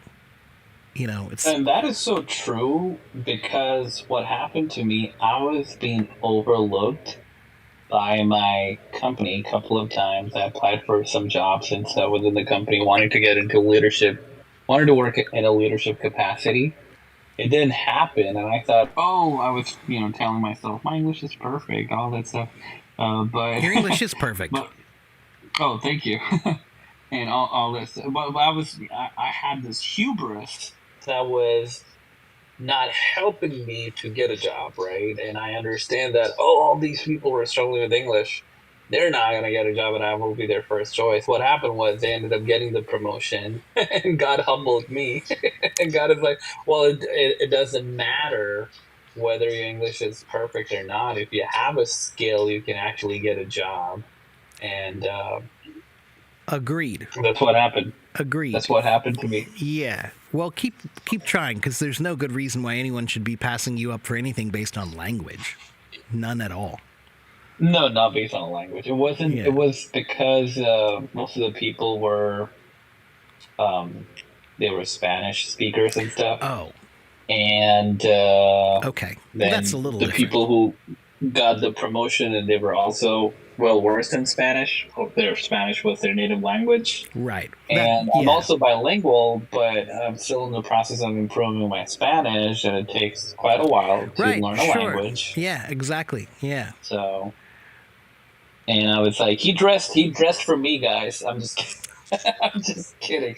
But I also want to ask you, the other thing is, we talked about accent, we talked about that, people are crazy about how to be native and all this stuff. But, we talked about the amount of time it's going to take to learn a language. Scientifically, they say that it takes about 7 years. Well, I don't know if that has any value. I think I don't know how they would quantify that. That's a very strange way to quantify. And I was like, that's just... I think that has no value, because there are millions and millions of different people, and each of those people learn in a different way, and each of those people have access to different materials and different environments, and have different abilities in learning. So I think it has no value at all to even mention a number like 7 years or something like that. It could take some people 3 years. It could take some people 10 years. It could take some people 40 years. It all comes back to the same thing. Yo-Yo Ma is one of the greatest cellists of all time. And I promise you, no matter how good he is, he's still working on it, and he's going to work on it until the day he dies. The way that we should look at language is the same way any musician looks at music. There is no good enough, no matter how good you get. You still should keep working on it and trying to become better. Language has no end, just like music has no end. I love you always end up adding music to your conversation. It's where I come back from. It's like almost every good idea I have about language learning comes from my background as a musician, and I'm applying all of them. And it's how I learned Chinese. I learned a couple other languages before when I was younger, before I was a musician, and was never successful. But once I learned how to be a good musician, and I really went through that struggle to become good at what I do. And I'm not the best drummer in the world, but I've got a lot of experience. I've been playing a long time, and I have worked on it a lot. I have stacks of books, and I've taken lessons from some of the most famous people in the world, and I've studied. So I've applied those same concepts. Everything that I've done in music, I try to find parallels to language. And there are so many parallels from music and language. Many, many, many. And again, it's why when you ask me questions and I have an answer, it's a different answer than one you've heard before. Because I'm answering from the standpoint of a musician learning languages. And I think that's different. Yeah. Man, I'm a man of questions. That's what I do. And that's what I'm good at. That's what You're great. You should apply for being an interviewer, man. Like being a reporter or whatever. You're great at that. You're really good at that. Yeah. I should probably do bachelor's in broadcasting or something. You should. Yeah, you should. Start doing like a local news or something. Yeah. No, but I think that it's also quite connected to the fact that we talk about learning a lot. We talk about education a lot. But it also depends on your attitude as well. If your attitude is not right, and your mindset about yourself is not right, then it'll be, no matter how hard you're going to try, you end up not learning because you have this negative notion about yourself that is not helping you at all to keep learning, to keep growing and stuff like that. I think that when you fail, you shouldn't take failure as a disappointment. Instead, you should use failure as a catalyst to prove yourself every single day. And most of the people, I think, and correct me, this is one of the questions that I have for you. How do people get rid of that negative voice in their mind when it comes to doing anything in their life, including learning languages, Well, improving their you don't English? get rid of it. You don't get rid of it. Life is a balance between believing in yourself and not believing in yourself. And believe it or not, they both have value. If you believe in yourself too much, you just become egotistical. But if you don't believe in yourself, you push yourself to get better. The trick is to have a balance between a teeter-totter of, if you're too much on one side all the time, then yes, that's not good for you. But the fact that I don't think I'm the greatest drummer in the world is what pushes me to keep working on trying to get there. If I thought I was perfect and great, then why would I even try to improve? Right? You become too sure of yourself. You should never, ever be completely sure of yourself. You should always feel like there's something more to gain and to improve, right? So I think it's a balance, like the teeter-totter balance, where you have to try to spend some time not believing yourself. And I think the trick is knowing how to use your negativity for positive value. That's the thing, is that negativity can be something that drags you down if you don't know how to use it for positive things, right? But negativity is a part of evolution. We see problems because we need to see problems. You can't fix something if you don't see the problem, right? So when you see a problem, you can learn how to fix it and move on, right? So we're naturally programmed to be critical. It's the nature of human beings, is to be critical. That's why I always tell everybody, it's very easy to be negative. It's very easy to poke holes in things and to see the problems that, when you see somebody on Facebook or YouTube and you say, well, you're not doing it right. That is the easiest thing in the world to do. And I'm guilty of that sometimes too. But being positive and supportive and telling somebody, hey, that's really great. I really like what you're doing. That's a lot harder to do, because we're actually trained to be critical as humans, some of us more than others.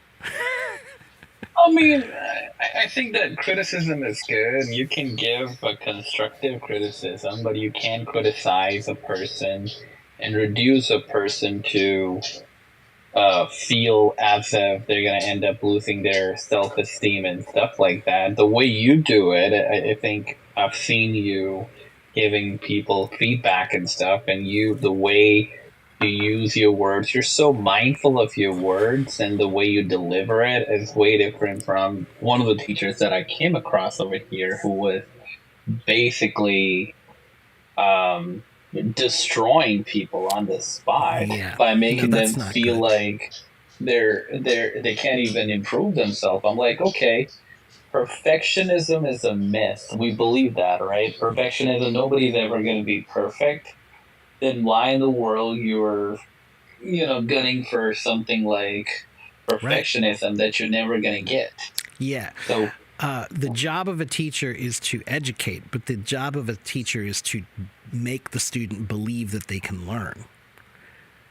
But if you're constantly beating a student down, then you're any effort you're putting into teaching them is going to be wasted because they don't believe that they can do it in the first place. So every criticism must be wrapped in positivity. How do you encourage somebody who's like really down and being criticized by everybody in his life and stuff? Like, how do you encourage that person to keep learning they're feeling, hypothetically, they're feeling really exhausted mentally, and they're like, well, I've tried everything, and everybody's been putting negative labels on myself, right? And I have been learning, but I haven't seen like drastic improvements. Well, there's a statement that I like sometimes is you can't change the people around you, but you can change the people around you.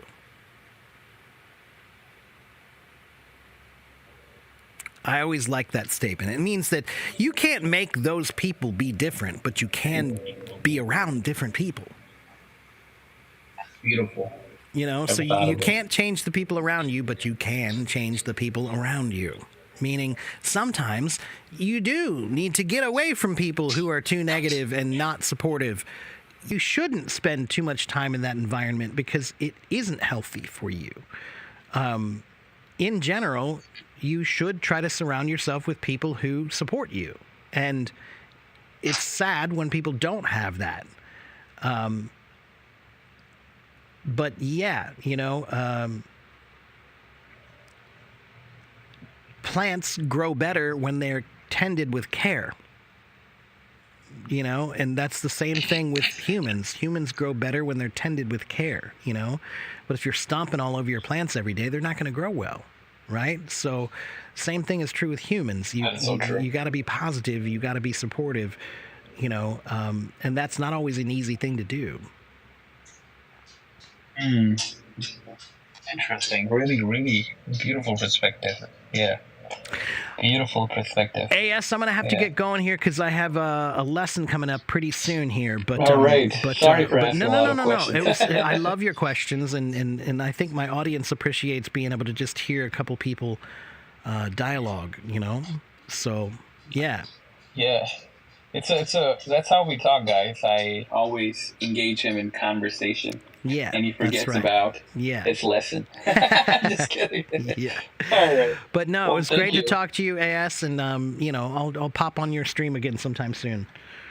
Come on, man. We got to do a podcast or something. Yeah, like that'd be fun. Class. That'd be fun. That'd be fun. Like a master class on different topics, such as, okay, today we're going to be talking about mindset, or I'll tell you what, we're you going to know, be talking about grammar. Why don't you send me like, why don't you make like a topic list of some things that you'd be interested in doing, you know, some shows, and and then we can do a podcast.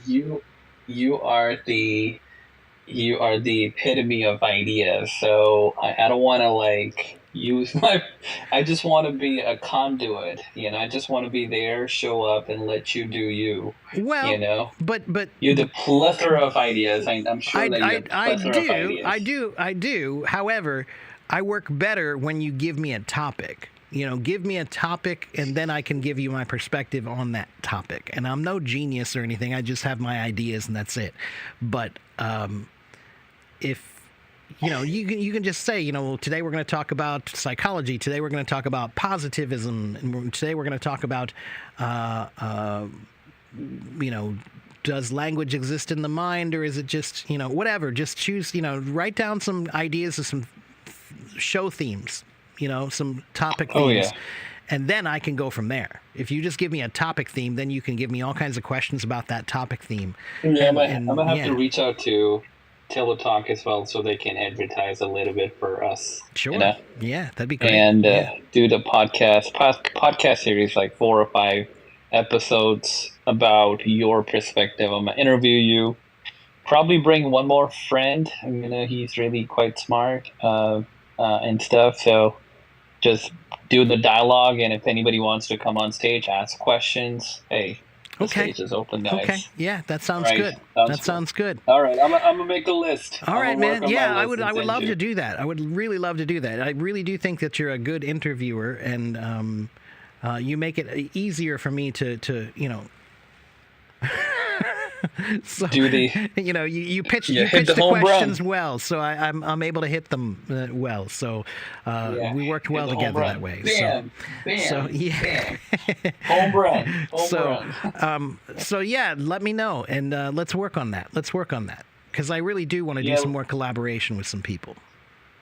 Yeah, I would love to collaborate with you, and I'm learning a lot, man. Hey guys, teacher, but still. We learn from each other all the time, y'all. Of course. Me Yeah. too. Me too. Don't forget to follow me. And yeah, make No, sure but- you guys follow Teacher AS. You know, if you're looking for another good stream to watch and a good guy who's serious about what he does, then go make sure you follow him as well, okay? So, all right, take care, my Yeah, my Teacher Mark friend. is going to be and- mad at you guys if you're not going to follow me. Okay, I'm That's just right, kidding. I will. So thanks again for coming and asking me all these great questions, and I'll see you next time, okay, bud? Thank you. Have a good day. All right, see you, man. All right, let's see. What are we talking about? We were talking about teaching. We were talking about learning. Clever Brian, 我觉得我常常说，我现在我说，我觉得我说太快了，一点太快了。可是我常常说慢一点，所以我觉得如果你听我，每天可以听我，我觉得你可以听得懂我说什么，好不好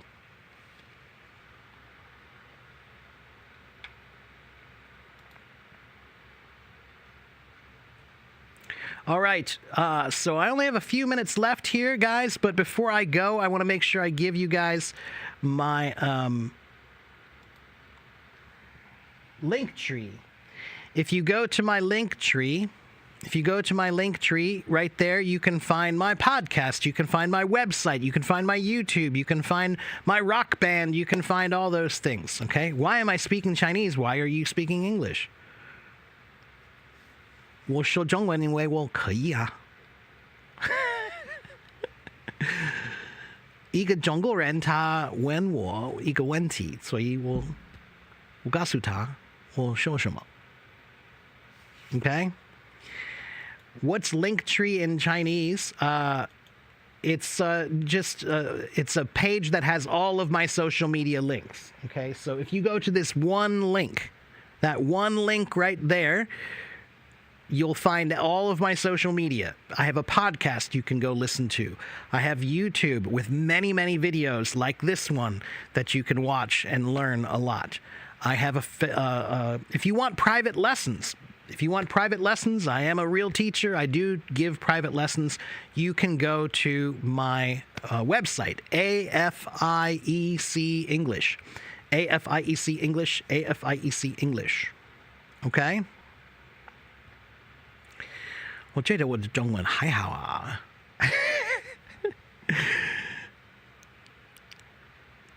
Yeah, anyway.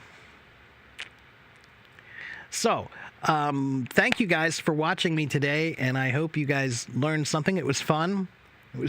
I will be back tomorrow. I have a voice room. I do voice rooms on Tuesdays and Thursdays in the evening. Right now is morning here. But in the evening, I do voice rooms on Tuesdays and Thursdays. Monday, Wednesday, and Friday, I do live streams, either myself or with my co-host who was here earlier, Teacher Clay. So we both are here to help you Monday, Wednesday, and Friday. Occasionally, I do some music live streams where I perform for you guys. So make sure you follow me. I have about 72,000 followers almost on Hello Talk now. Yeah, follow me. All right. And thank you guys for listening. Thank you for watching. Thank you for participating. Have a good morning. Have a good afternoon. Have a good evening, wherever you live in the world. What a posh room. Am I posh? It's just because I'm wearing glasses, I think. But really, I'm like Superman. I'm not posh now. So, anyway, guys, thank you guys for listening. Thank you for watching. I will see you guys next time. Take care. Bye-bye.